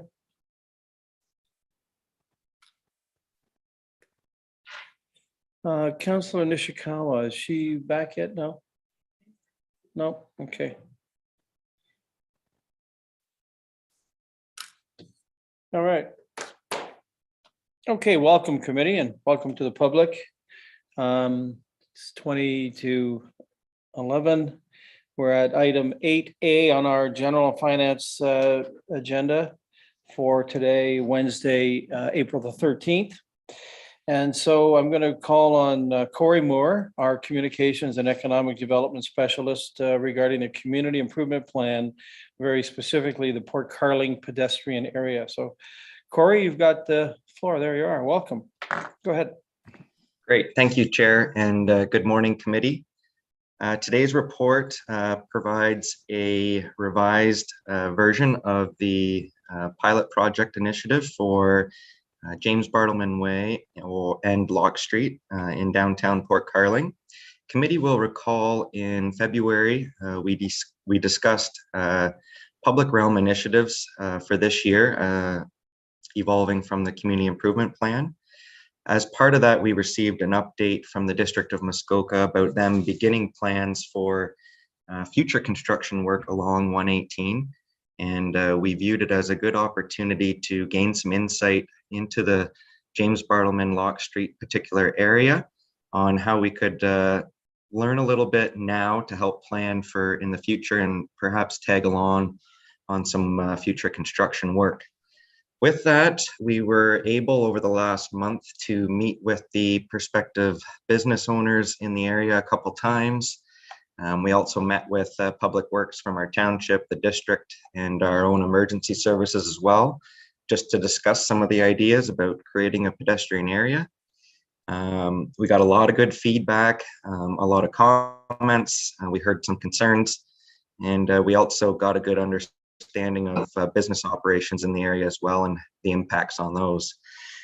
So as identified in the report, the recommended initiative moving forward that was kind of unanimous amongst everybody and definitely had support from the business community, and staff are supportive of it as well, is we saw kind of using existing space that is currently available on James Bartleman Way a little bit more effectively, how we could enhance that existing space. So providing more seating on the dock itself, properly identifying where parking, no parking is.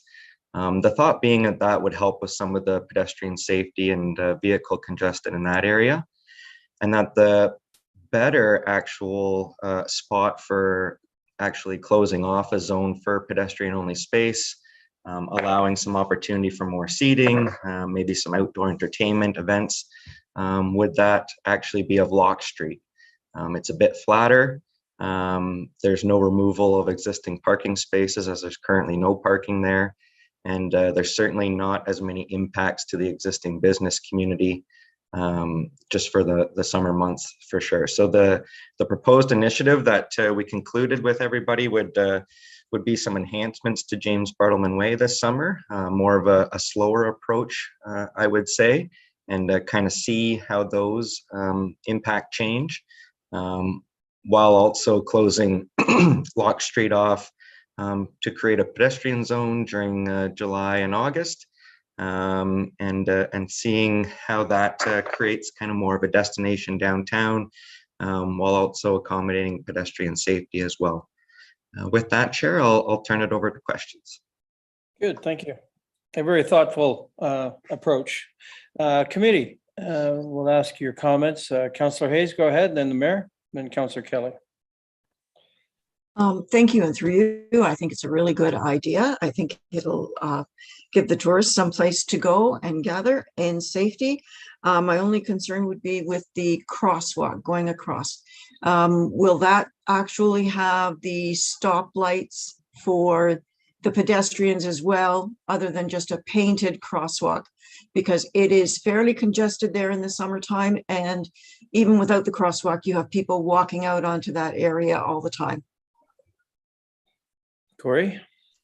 Yes, through you, Chair. So working, when we met with the District Public Works, we were actually able to discuss the crosswalk as well. They had received our request for its installation this past December. So we got an update that they do intend on completing that, which is a good sign.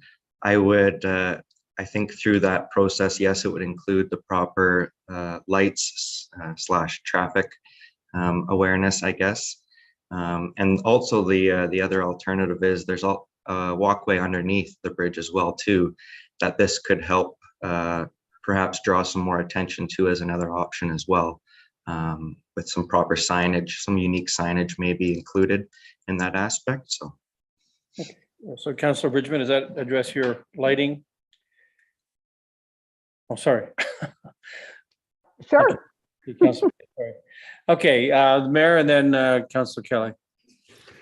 Thank you. Through you, Mr. Moore, totally agree with this. One question. I know we still need occasional access to this road, or the lock staff do. Are we talking about completely blocking that off? Because if we were completely blocking it off for 6 months, I might suggest that we take the first 20 feet of Lock Street and actually create 4 parking spots, which would help parking. There's no parking there now, but if we actually were able to block the whole street, is it possible to put 1 or 2 or 3 or 4 vertical spots driving straight into there to add some parking in Port Carling? I don't know if we've contemplated that, or if at all times we still need to potentially move barricades to get people in there. But if we had, buskers set up or stage set up for thing, we're not getting vehicles in there anyway. Corey, was that contemplated or? yes, through you, Chair, we certainly did contemplate that. And I think if we were to set up any type of event, we'd want to ensure there's still access, whether it be for the locks or our own emergency services. Our emergency services, we had some discussions regarding kind of access as well.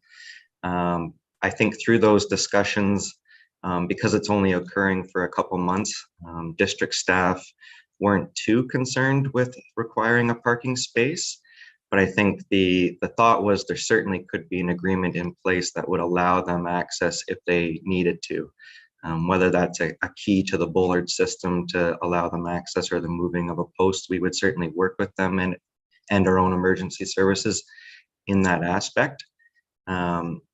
In regards to potentially providing some spaces at the beginning of the street for them, I just wonder if that may cause more confusion with the general public and taking those up. I think once you give a little bit, they seem to take it, and it may cause some confusion in that way. So I think perhaps the actual closing rate at the intersection of 118 might help clarify some of that access. Okay, we've got the Fire Chief Morrell on the line here. So if I could beg the indulgence of our other two councillors. Chief Morrell, go ahead.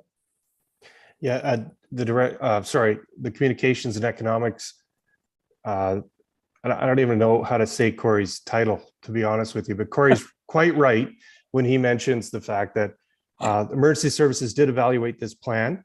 And on James Bartleman Way, there's actually a building at the very end of the roadway that we require access via hoses to be able to use with our fire truck. There was actually an approval granted, which is called an alternative solution, which requires us to have access to that area. So any kind of vehicles that are parked in the way of us accessing that would be an impediment and a liability for the municipality. The same goes on the other side on Lock Street. There are businesses now that are only accessible through that pathway that goes next to the docks. We need our fire vehicles to be able to get down to that area in order to stretch lines to those things. If you put vehicles in any position, one consideration for council is that when you put a vehicle, even a parked vehicle, in place near another thing, it becomes a fuel load in itself. So we always want to be considerate of those things when we position parking spaces. But I just wanted to add to Mr. Moore's comments. We did evaluate this, and we're very supportive of it in that we can get into those areas. Thank you. Okay, thank you, sir. Okay, Councillor Kelly. Thank you, and through you. I think this is a terrific plan. I think it's going to look great. I think it's going to work really well. I think it's going to add a whole new element down there that basically we've been in, I don't know, we just haven't been able to, that place has never lived up to its promise down in that area, but I think this will go a long way. A comment and a question. Comment, I don't think you can get enough directional signs to get people to take their cars to the library or the arena parking lot or the community center to get them the heck away from that area. So I wouldn't be shy about hanging one on every lamppost or whatever you have to do. And the only other question, it's kind of on the same vein as emergency access. There's probably a half a dozen businesses that operate at the bottom of Bartleman Way in the Duke's building. There's a couple down the side of Locke Street. And as Chief Morrell just pointed out, I think if you take that path over to SWS, they're going to need a lot of, I would assume anyhow, they need a lot of access for deliveries. And I just don't know how that works. I mean, can we coordinate all the deliveries so they happen all before 10 o'clock in the morning? Or I don't know how that works because it seems to me that's a bit problematic. Corey, can you speak to that? Yes, definitely. Through you, Chair. That was certainly one of the biggest concerns when we were discussing James Bartleman Way. And I think probably the biggest reason as to why we decided to leave that side open to traffic. So there would still be the ability to make deliveries down to the businesses and Dukes and also not lose any parking. There are some parking down there at the waterfront as well, and they didn't want to lose that either. So leaving James Bartleman open keeps those two available. In terms of Locke Street and the businesses on that side, they have alternative access for deliveries that they were comfortable with. And I know the Boatworks property in particular, they have some access from up top as well. There may be the odd time that we have to arrange access for them through Locke Street, which I think we can definitely coordinate with them at less busier times, perhaps early in the morning, etc., to move any type of barricade to allow that to happen. So we're definitely aware of it. I think it'll probably be a little bit of an ongoing piece that we'll work with those businesses on. But it's certainly an opportunity, I think, that we wanted to kind of test and see to help us for planning in the future. So. Okay, good stuff. There's a thumbs up. Councillor Edwards, go ahead, and then Councillor Mazan. Thank you very much, Chair Zavitz. Just one thing, you're saying removing of the existing pad on Locke Street for the information kiosk. Are we not doing anything for tourist information now and that? And if the pad was there, they could use it for entertainment purposes as well. That's the first thing. And the second one is with the lights at the crosswalk, which there should be. Is there going to be any type of timing on that, or are we going to be blocking traffic with people just walking across there constantly? And that, because that's something we have to think about. And that. Thank you. Let's be clear. So for that piece, could you clarify just what lights there will be there, Corey? Do we know through the district? I don't know specifically, no. Perhaps Director Becking may have a better idea just based on his experience on what we would likely see in that situation. I myself can't speak to it, and then I can speak to the pad after if you'd like. Okay, Ken, if you would. Thank you, Mr. Chairman. The design of the crosswalk is specified by the Ontario Traffic Manual, and there are differing levels of protection depending on the nature and character of the roadway. As committee is well aware, District Road 118 is a district road, so it will be up to the district to decide what level of protection they choose to install in accordance with the provisions of the OTM.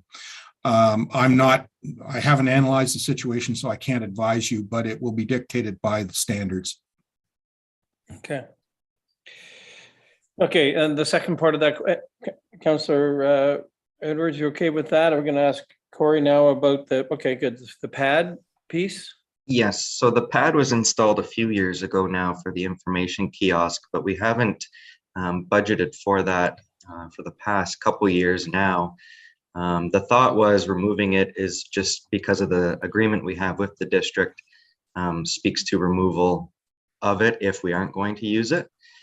In saying that, we could potentially discuss with them the use we'd like to maybe propose for this year and keep it there. As for the information piece itself, we've through our wayfinding signage that we'll be installing this year, there will be the inclusion of self-serve information kiosks throughout the downtown as the alternative, which we had discussed, I think, through the CIP development a little bit with the ACDEV committee. So excellent. Okay, good. Okay, Councillor Edwards, that deals with all of that. Good, sir. Thank you. Okay, Councillor Mazan, go ahead. Thank you, and through you. This is just such a great extension of the CIP, and seeing how it's coming to life now, it's quite exciting. And I really like the approach of testing these things without a huge dollar investment. What a great opportunity for us to see this summer how these things play out. Question for you: when I'm looking at the report, I see that there were 3 different options for James Bartleman Way. And I'm just looking for clarity. I think we've ruled out option number 1. Then we have option 2, which is partially closed, and option 3, which is partially closed. Are we needing to make a decision on that, or is there a recommendation? Mr. Moore? if I may, through you, Chair, no. Those are included in the appendix of the report just to show what we had provided to the business community on some of the ideas or potential ideas. What resulted from that discussion was none of those options and just an enhancement of the current area and keeping the road open. So we just wanted to include those in this report for your information and potentially an alternative if it was something committee did want to explore. That option being available, but no, none of those options are being decided on with the recommendation currently in place. So just as a quick supplemental then, if I'm looking at the 2022 proposed initiative appendix 2, yep, and looking at James, that's the approach for this year. That's correct. Okay, just wanted that clarity. Thank you very much. Thank you. I see Ken as Director of Public Works is still here with us. Is there anything you want to add that could complement Corey's presentation? Thank you for the opportunity, Mr. Chairman. No, I think it's a worthy effort. I think it will enhance people's enjoyment of our downtown area. It is an experiment. And with every experiment, there will be positives and probably some unintended consequences. But at least it is it's a stepwise, as one of the councillors mentioned, it's a stepwise attempt to see what those implications are. If those implications are acceptable to council, then perhaps we can make it a more permanent arrangement into the future. It's it's the old story: nothing ventured, nothing gained. So let's give it a whirl, see what happens, and then we can decide how we want to pursue the matter into the future. But again, thank you for the opportunity. We got it. Thank you, sir, and thank you, Corey. I'm going to read this resolution in front of us here. Moved by Councillor Roberts, seconded by Councillor Edwards. Be it resolved, the committee endorse the revised pilot project for the community improvement plan. Port Carling pedestrian area as described in staff report CED 2022-15. and that a bylaw to temporarily close Lock Street in Port Carling from vehicular traffic during July 1st, 2022 to September 6th, 2022, as outlined in staff report CED 2022-15 be passed by council. And lastly, that parking bylaw 2020-53 be amended to include no parking zones on James Bartleman Way. All those in favor? Good, thank you. Committee, it's unanimous, carried. Okay, well, thank you. Thank you, Mr. Becking. Appreciate your words. Item 8B, again, Corey Moore, a report relating to regional broadband strategy, a report based on, I guess, the latest and greatest from the District of Muskoka, where you participated. So go ahead, Corey. Yes, thank you, Chair. Committee will recall in February, we brought forward the consultant's report for the regional broadband strategy to provide that update. With that, we had a good discussion at General Finance Committee, and staff were asked to return with further information regarding municipal broadband levies. With that, or since that time, the district has completed their broadband strategy action plan, and they presented it to their committee last month, the end of March. So with that, I've included that action plan in today's report. You can review that and some of the actions that are expected to occur in 2022 in particular. And what I would say is a lot of the actions planned for the remainder of this year are creating that foundational piece as it relates to municipalities and broadband, making sure we have our policies and agreements and roles identified so that when broadband projects come forward, we're not holding them up any further. As it relates specifically to a broadband fund levy, the action plan identifies investigating a potential levy. There's no timeline associated with that, but the district's action plan has a timeline of 2022 to 2024, roughly at this time. So there is, it has been identified to investigate a levy further and what the components of that would entail. And the main reason I think behind that and kind of getting those foundational pieces in place first is there's still lots in the air currently as it relates to broadband, and particularly with provincial funding. Recently, the province announced they've committed a large amount of dollars to enhancing broadband and are currently going through their reverse auction process. Unfortunately, we don't have a lot of the details of that yet in terms of what the guidelines are and the results, but we do expect those soon. I would anticipate before the election for sure. But I think that's kind of the direction that the district sees the action plan moving forward, create the foundation now, get everything, all of our tools in place, if you will. And as the consultant's report suggested, kind of wait to see what the landscape's going to be like after the province begins distributing some of this auction funding, and where we can kind of see ourselves fitting in, and then kind of take that time to evaluate maybe a broadband fund levy a little bit further, as well as some of the other tools too, the private-public partnerships, etc. So with that, Chair, maybe I'll turn it back over to committee for discussion and any questions. Good, thank you. Well, you've certainly done everything asked of you, sir, by representing us at the district. Thank you for that. Thank you for your report. I'm going to call on, here we go, Councillor Bridgman. Barb? Yeah, thank you, Chair Zavitz. Thank you, Corey, for that report.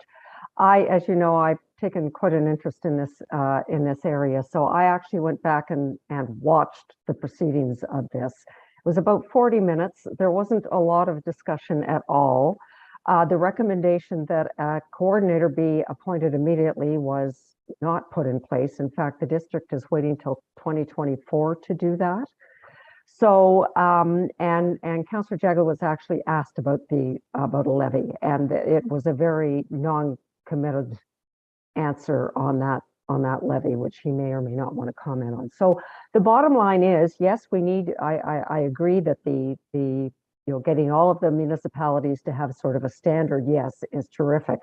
But in the end, I don't see any urgency in this. And I also know that those reverse auctions that go to the providers put that into place where they have a business case, and they don't have a business case for anywhere off of the shorelines here in the township. So my suggestion would be, what I would like to see, is to have this report go back to the Economic Development Committee, because that is broadband is part of what we have here, for more research on our end, coupled with what we heard from Lise McWalter last month, to see what's best for the township of Muskoka Lakes and our timelines for this, because my concern is we're going to be 4 or 5 more years before we get an answer on some of things, and I don't think that's what our constituents would like. So simply, Councillor Zavitz, I would like to put forward that this reverts back to economic development to be discussed, and then some sort of a strategy to research it put in place once it goes back to that committee. Okay, thank you.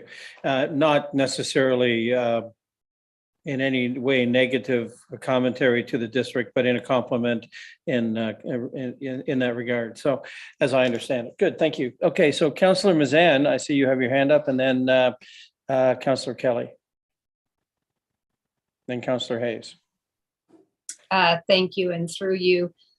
Yes, I'd like to support what Councillor Bridgman just said. It's a natural fit to have this come back to economic development. It's the cornerstone of our dev strategy is broadband. And I think it just makes sense for our group to have another look at this and understand, to do some further research and potentially come back to committee with an approach or some thoughts from that group. So, I think that's just a natural next step in this process. Thank you. Thank you for that. Okay, Councillor Kelly, go ahead. Thank you, and through you, I'm simply going to support what Councillors Bridgman and Mazan have said. This, frankly, is the problem that I always have with broadband is we tackle it like the biggest problem is pulling the information out of the sky. This is a last mile problem. The problem is getting the information to the last mile of a very bifurcated group of our networks, like whether they be satellite, whether it be cable. And I think our situation in this township is unique and frankly quite different from any of the other municipalities in the district.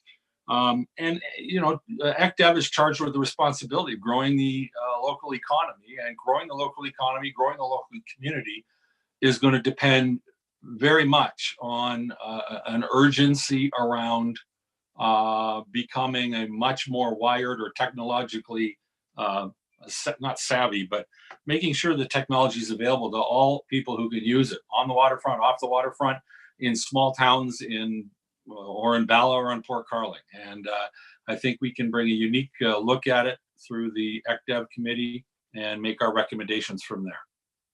Okay, good, thank you. And I guess in your capacity as chair of ECDEV, you're inviting that opportunity. So thank you for that. Okay, Councillor Hayes. Thank you, and through you, I believe I heard that there was also a federal initiative to improve their infrastructure, and I believe I heard that they were working towards a $20 a month internet charge for high-speed internet. Unfortunately, I also believe I heard it wasn't until 2035. But that would be something that economic development might want to look at. Something to look forward to. Thank you very much for that. Okay, seeing no other hands, I do have a resolution here to read, moved by Councillor Mazan, seconded by Councillor Kelly. Be it resolved that staff report number CED 2022-14 be received for information purposes. All those in favor? Good, thank you. It's carried unanimously. Thank you very much. We'll be hearing more on that topic, I'm sure. Okay, there's our IT man. Mark's got his hand up, and then Councillor Bridgman. Go ahead, Mark. Thank you, Chair. I just wanted to make committee aware. We're all very well aware of the internet issues we've had here at the Township Hall. And we are recently learned that fiber service is available in Port Carling. We are working with a provider to see if we can't get the Township Hall connected to that service. And if it is required through our procurement bylaw or otherwise, we will bring a report back to this committee to update you on that progress in the coming months. So we're working with Public Works in terms of getting physical lines connected and seeing how we progress with getting service connected. So we're looking forward to that this summer. That's great news. Good news story there. Councillor Bridgman, go ahead. That's a great story. Thank you, Chair Zavitz. I just didn't know if procedurally we need to sort of do a head nod to this going back to ECDev to get it in the minutes.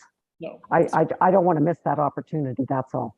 Certainly, we don't have to. In fact, we have no resolution to that regard. I mean, it is part of the purview of, as it's been indicated, of ECDev to assign and assess and work with different projects and goals and objectives. So I'm looking at the clerk. We've had this discussion earlier.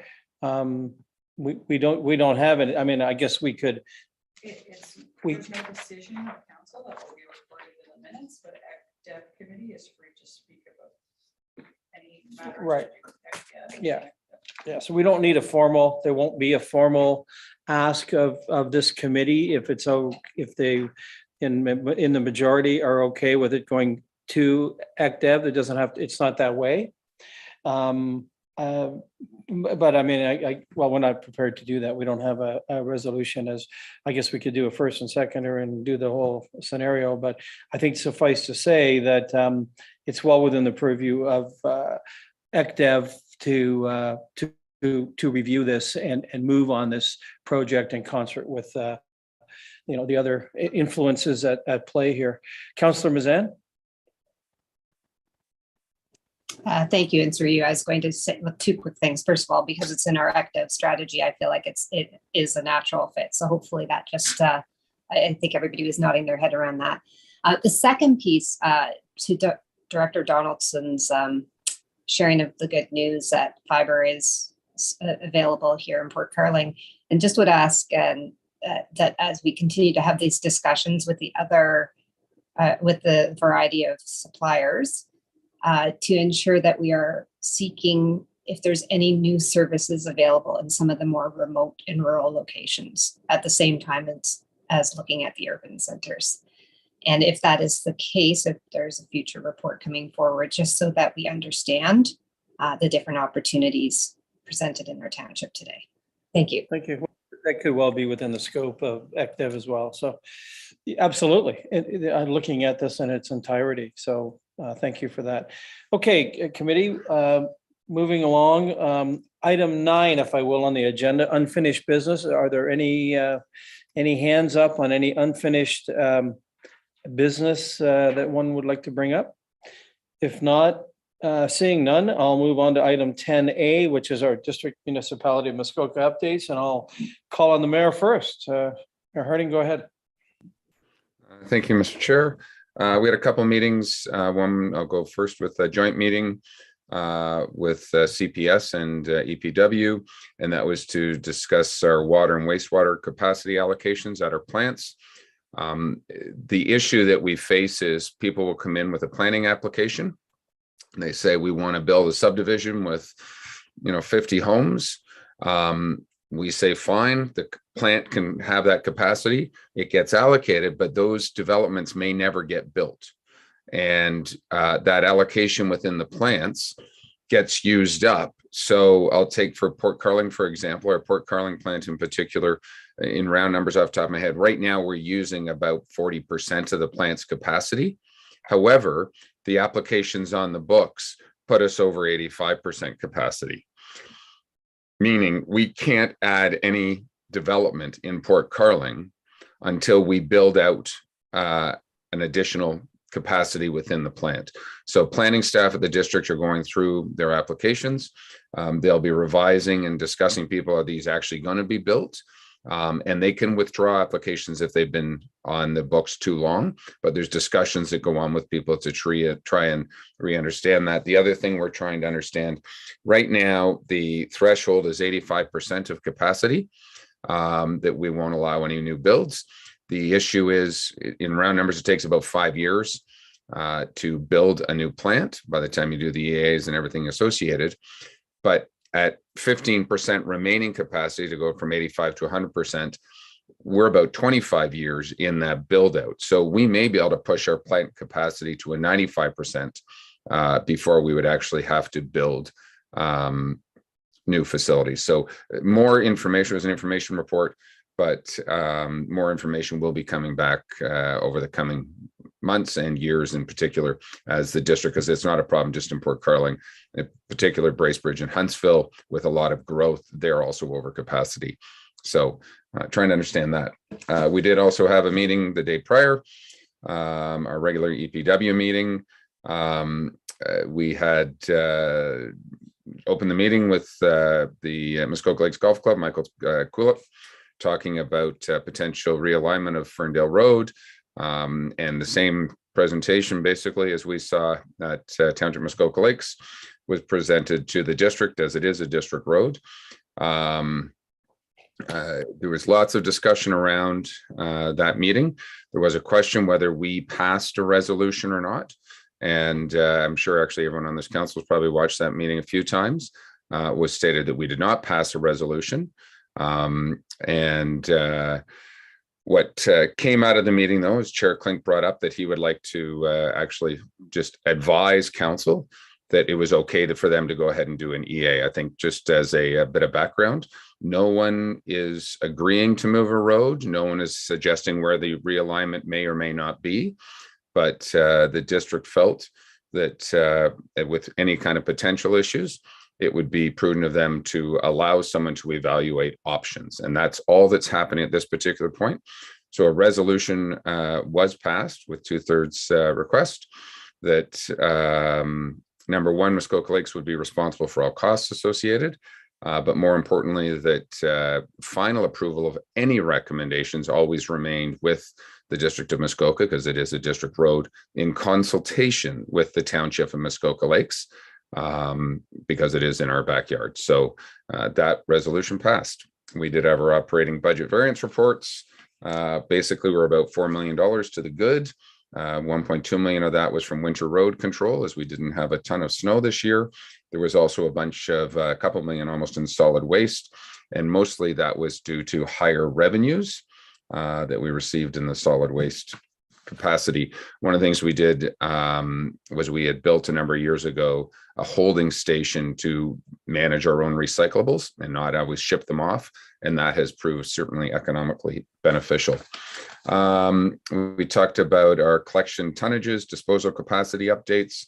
Our solid waste, our Rosewarren landfill is filling up faster than we would like. Right now, it potentially could be closed by the end of 2038. If we could manage ourselves a 5% annual reduction, that would expand to 2049. So it's significant the more we can do. So you're going to see continuous improvement through EPW to find ways to reduce the amount of materials going in our landfill. If you're dropping off bags right now at the transfer station, you're only allowed to bring 2 bags a week versus the former 3. And we will see a reduction to 2 bags a week starting this fall on our curbside pickup. We've also added the ability to drop off organics at the transfer stations to try and increase the use of organics. We had our an update annual summer reports for drinking water and wastewater, but all plants operating 100%. And finally, sidewalk patios, we allowed for 1 more year of waiving fees, and district staff allowing for patios to expand to kind of get themselves back out of COVID. And that's it. Thanks. Oh, thank you. Committee, any questions for the mayor? Councillor Ridgman. Thank you, Chair Zavitz. Mayor Harding, I did have some feedback from my newsletter where I was talking about the garbage, etc. And one of the comments was Tower Road does not have organics recycling. And for the people who are down in that area, it is a half-an-hour drive back to Evely Road.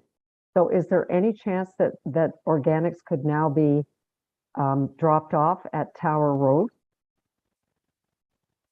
I can confirm, I believe we were adding organics to most of the transfer stations. If we were not adding it to Tower Road, I'm happy to bring that question up.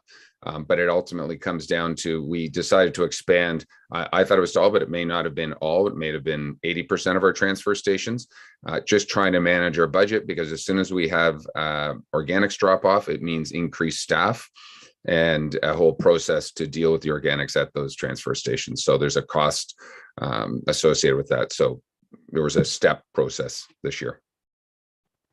Okay. Okay, good. Thank you, Mayor.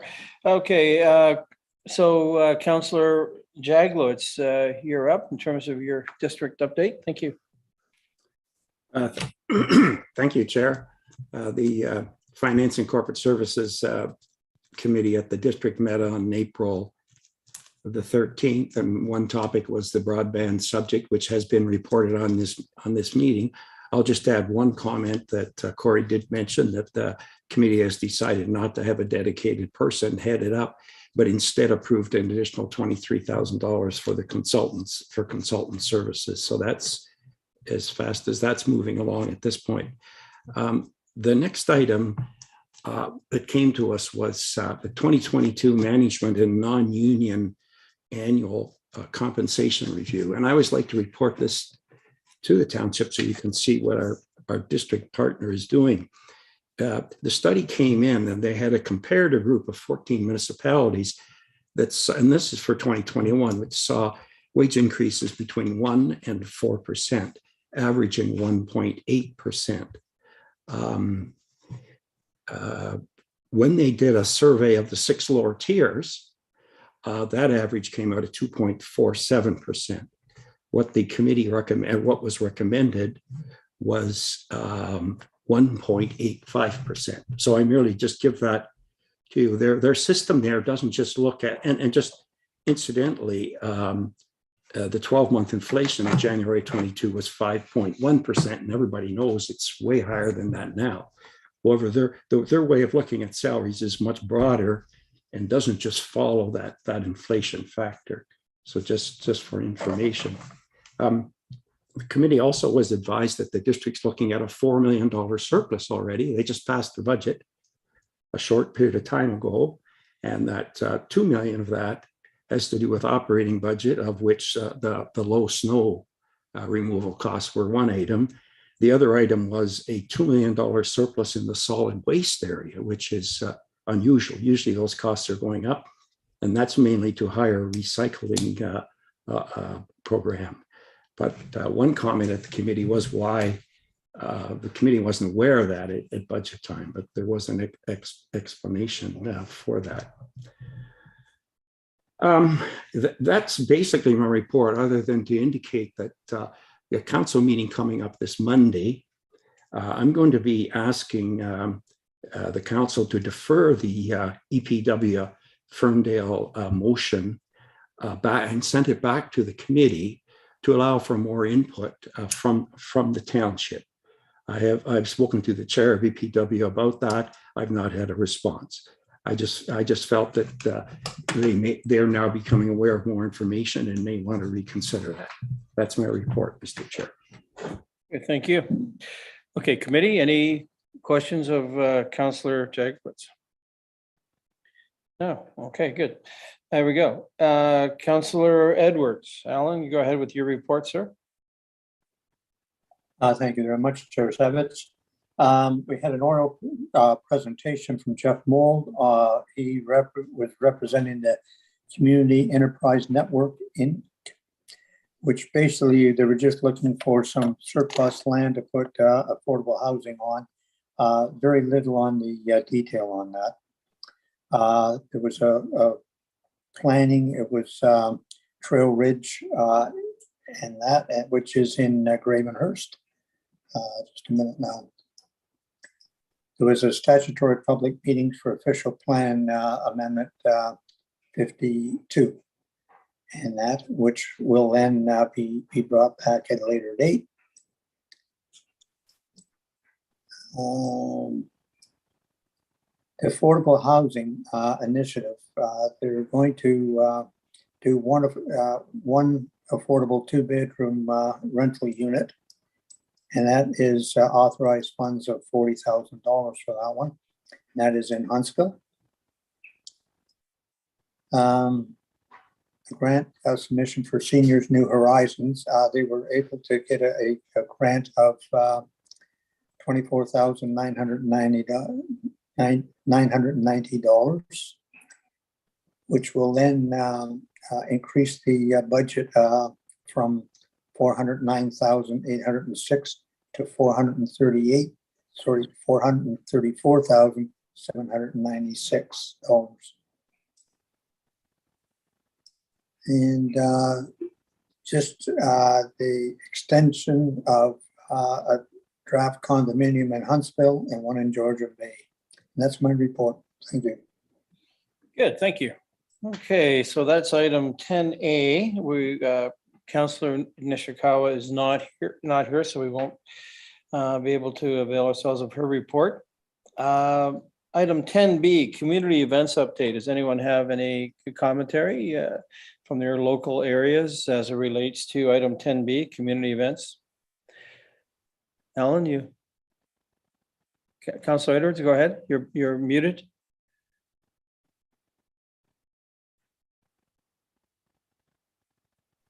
Thank you. The Lions Club, the Windermere and District Lions Club are having a pancake breakfast at Reach a Sugar Bush on Doherty Road on Saturday and Sunday from 10 until 1. And that all are welcome. It's pancakes and sausages outdoors. And that is all for that. Thank you. Good, thank you. Okay, anyone else? Oh, there you go. Councillor Hayes, go ahead. Thank you, and through you, at the Walker's Point Community Center, starting later this month, we will be having Tai Chi drop-in on Tuesdays at 10 o'clock. Everyone is welcome. There's no charge. Excellent, thank you. Okay, no one else. Okay, there we go. Item 11, the general information and correspondence piece. All the correspondence listed below was received and is a matter of the public record, so we accept that. I know I did have a discussion with Councillor Edwards in terms of, and then of course certainly with our good clerk, to somehow find a way to acknowledge all these letters, of which sometimes there are 18 letters, sometimes there are 36, and so that we could have a more streamlined operation than simply two councillors getting together and liking one topic and then first and seconding, and then from there sending a letter at that next council meeting.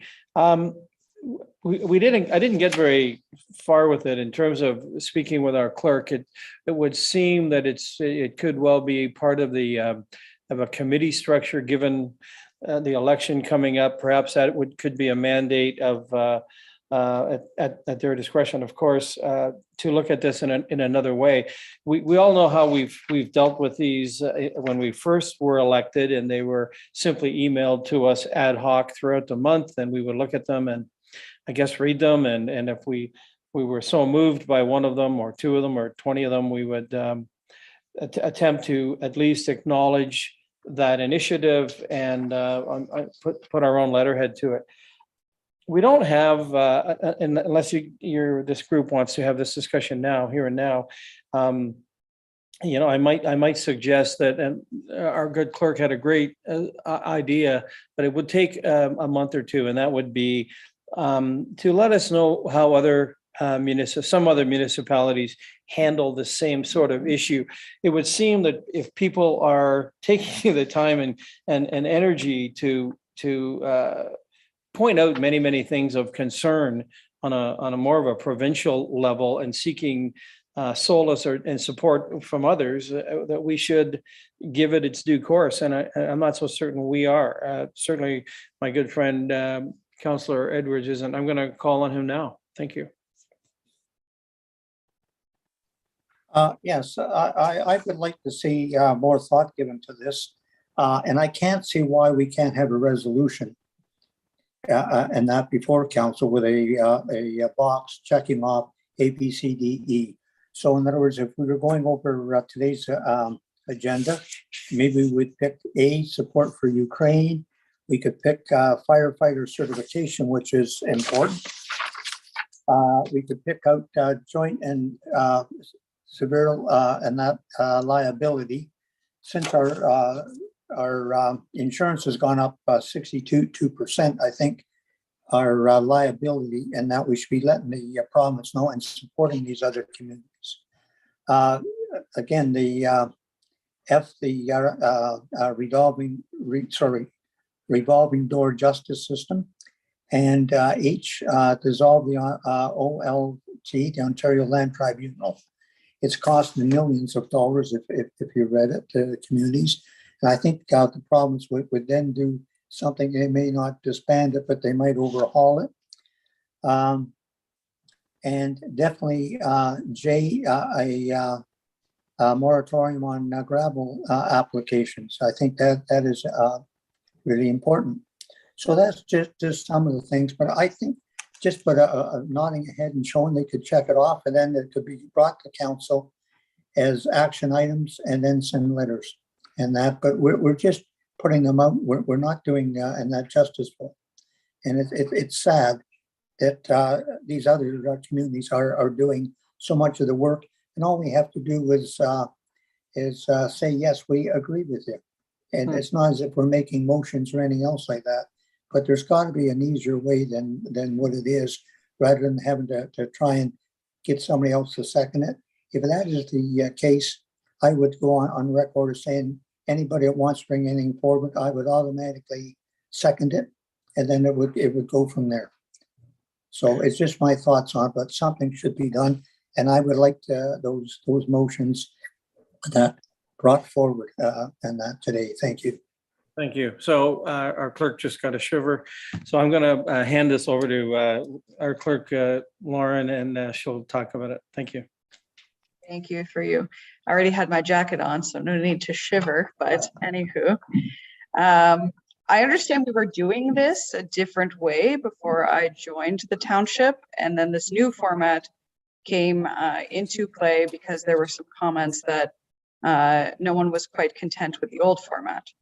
So some of these resolutions are, if you read the letters that come in for the municipalities, obviously sometimes there's 5, sometimes there's 10, sometimes there's 30, there's quite a few of them. But some of them are not just asking us to provide acknowledgement. They're asking us to do other things in these letters. So they do require a little bit of, care and look. And the way we're doing it now is that we're providing them to you in a list that you can have them organized and go through and think about them that way. But I'm happy to take some ideas or directions and come back to you with some suggestions. But this is the best, worst process we've come up with to try and help everyone.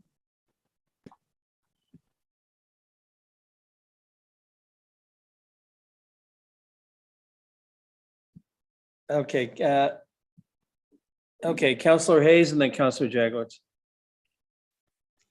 Thank you, and through you. I don't think we're going to find a perfect solution to this. We can just do the best that we can. Touching on something that Councillor Edwards said, E and L, I would just about bet that we have already made comment on both of these.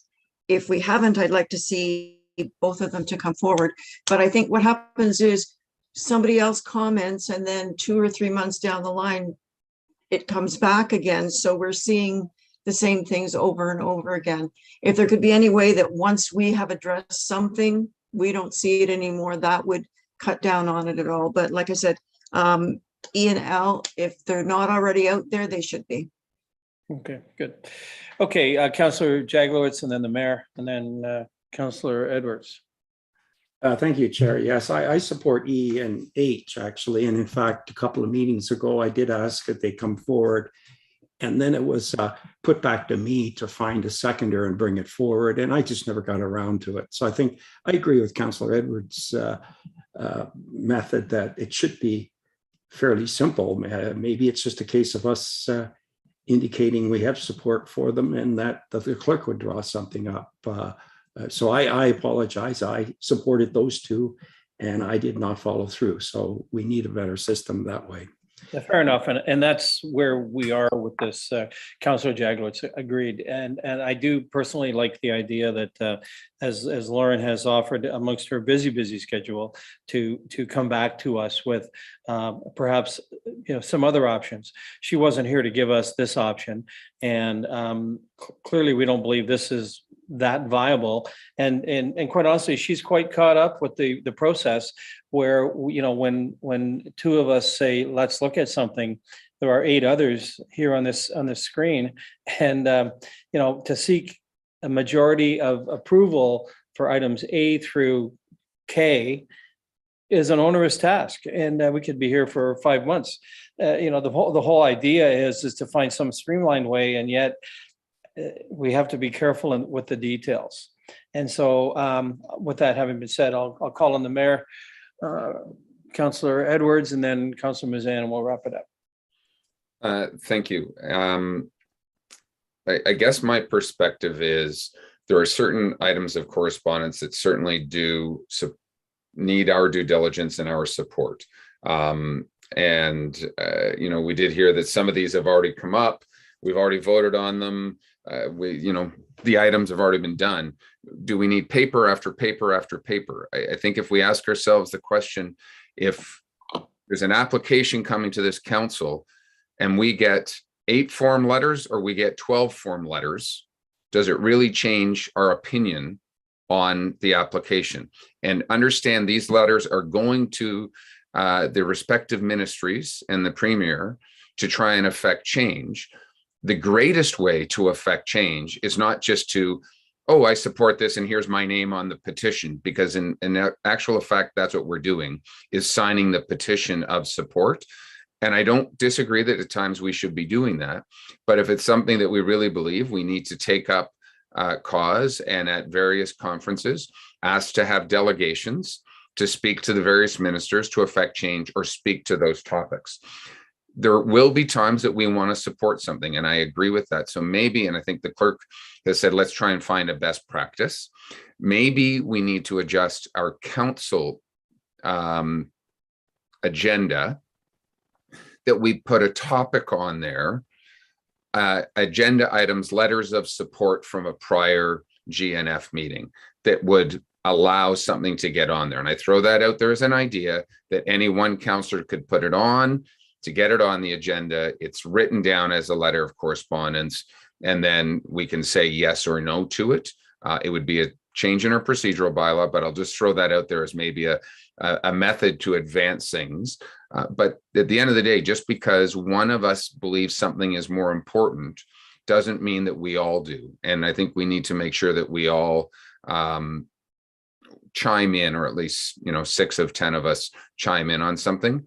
And again, I think Councillor Edwards would agree, and those people who've sat around this table, and anybody who's sat around this table now for going on almost 4 years, we write a lot of letters.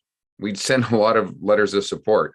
But honestly, it creates just more paper in somebody's inbox versus sometimes affecting change. And a change is affected at Queen's Park with relationships.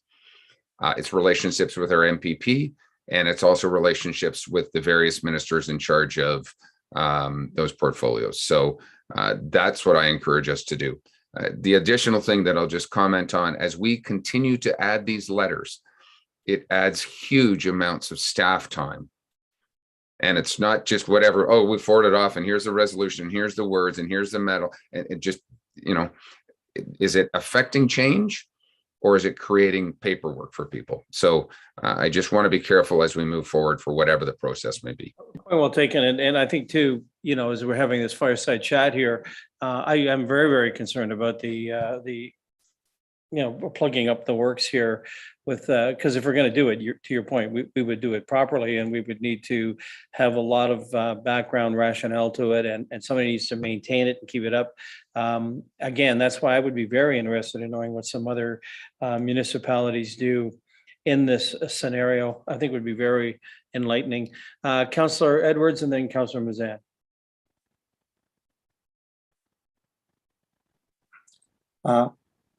Yes, thank you very much. And, I did ask at another meeting on this, that anything we've sent letters on should be noted on with these here.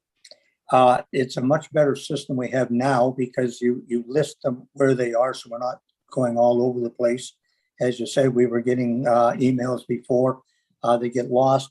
This is a much better system but there's some things, and that, as far as I'm concerned, this moratorium on gravel, that should be one of the things we should be looking at.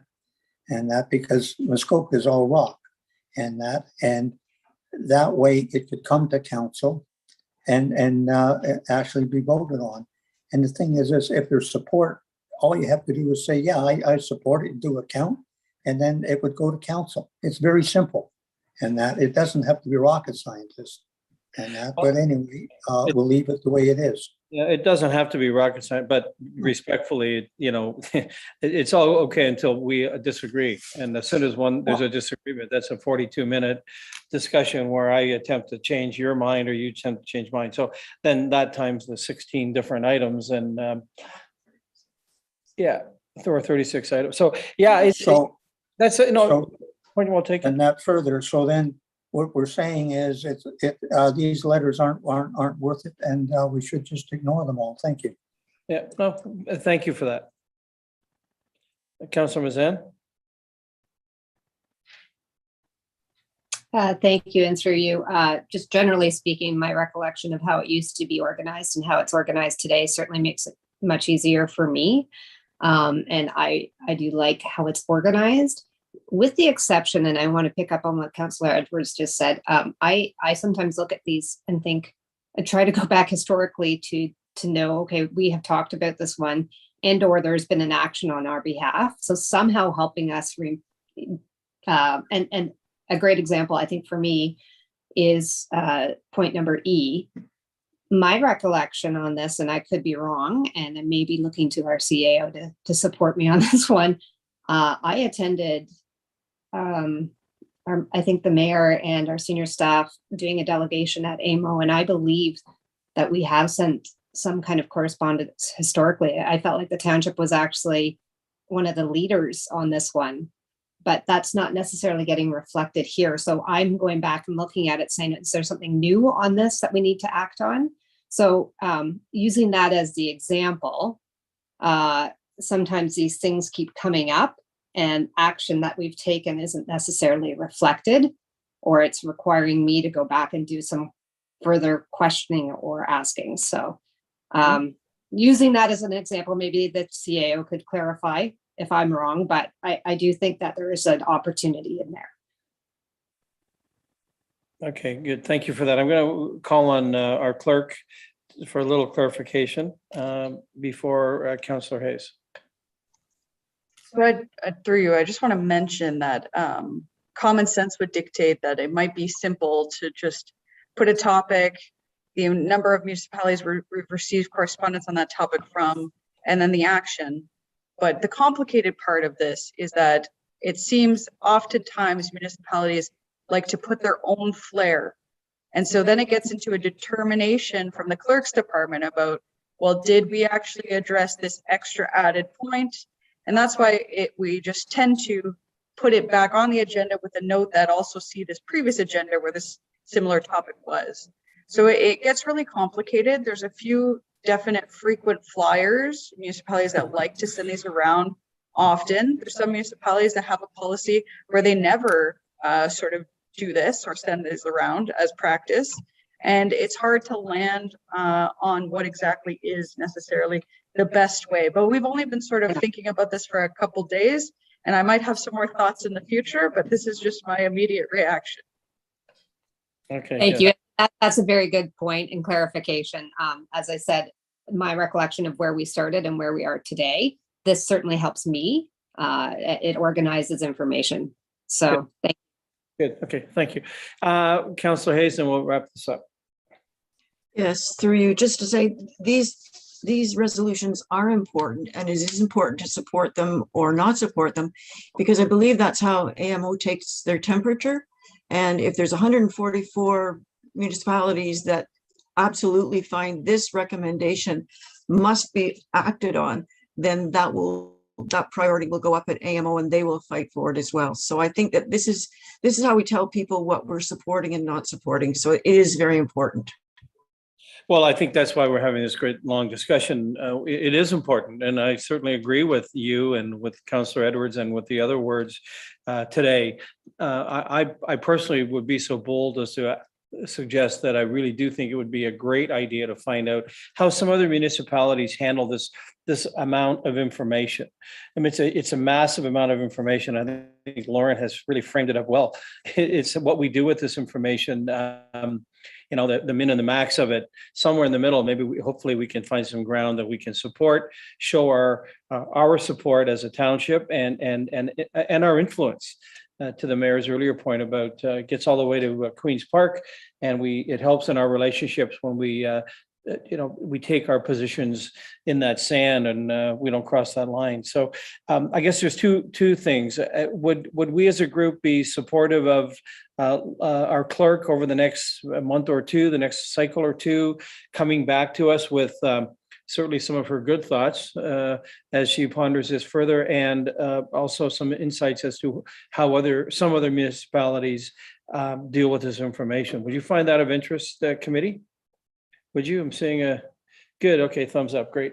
Okay, so that's that. Now the second part of this, of item 11, we should though acknowledge that there are, which gets prickly, that there are clearly a few items on here today that we want to do a first and second.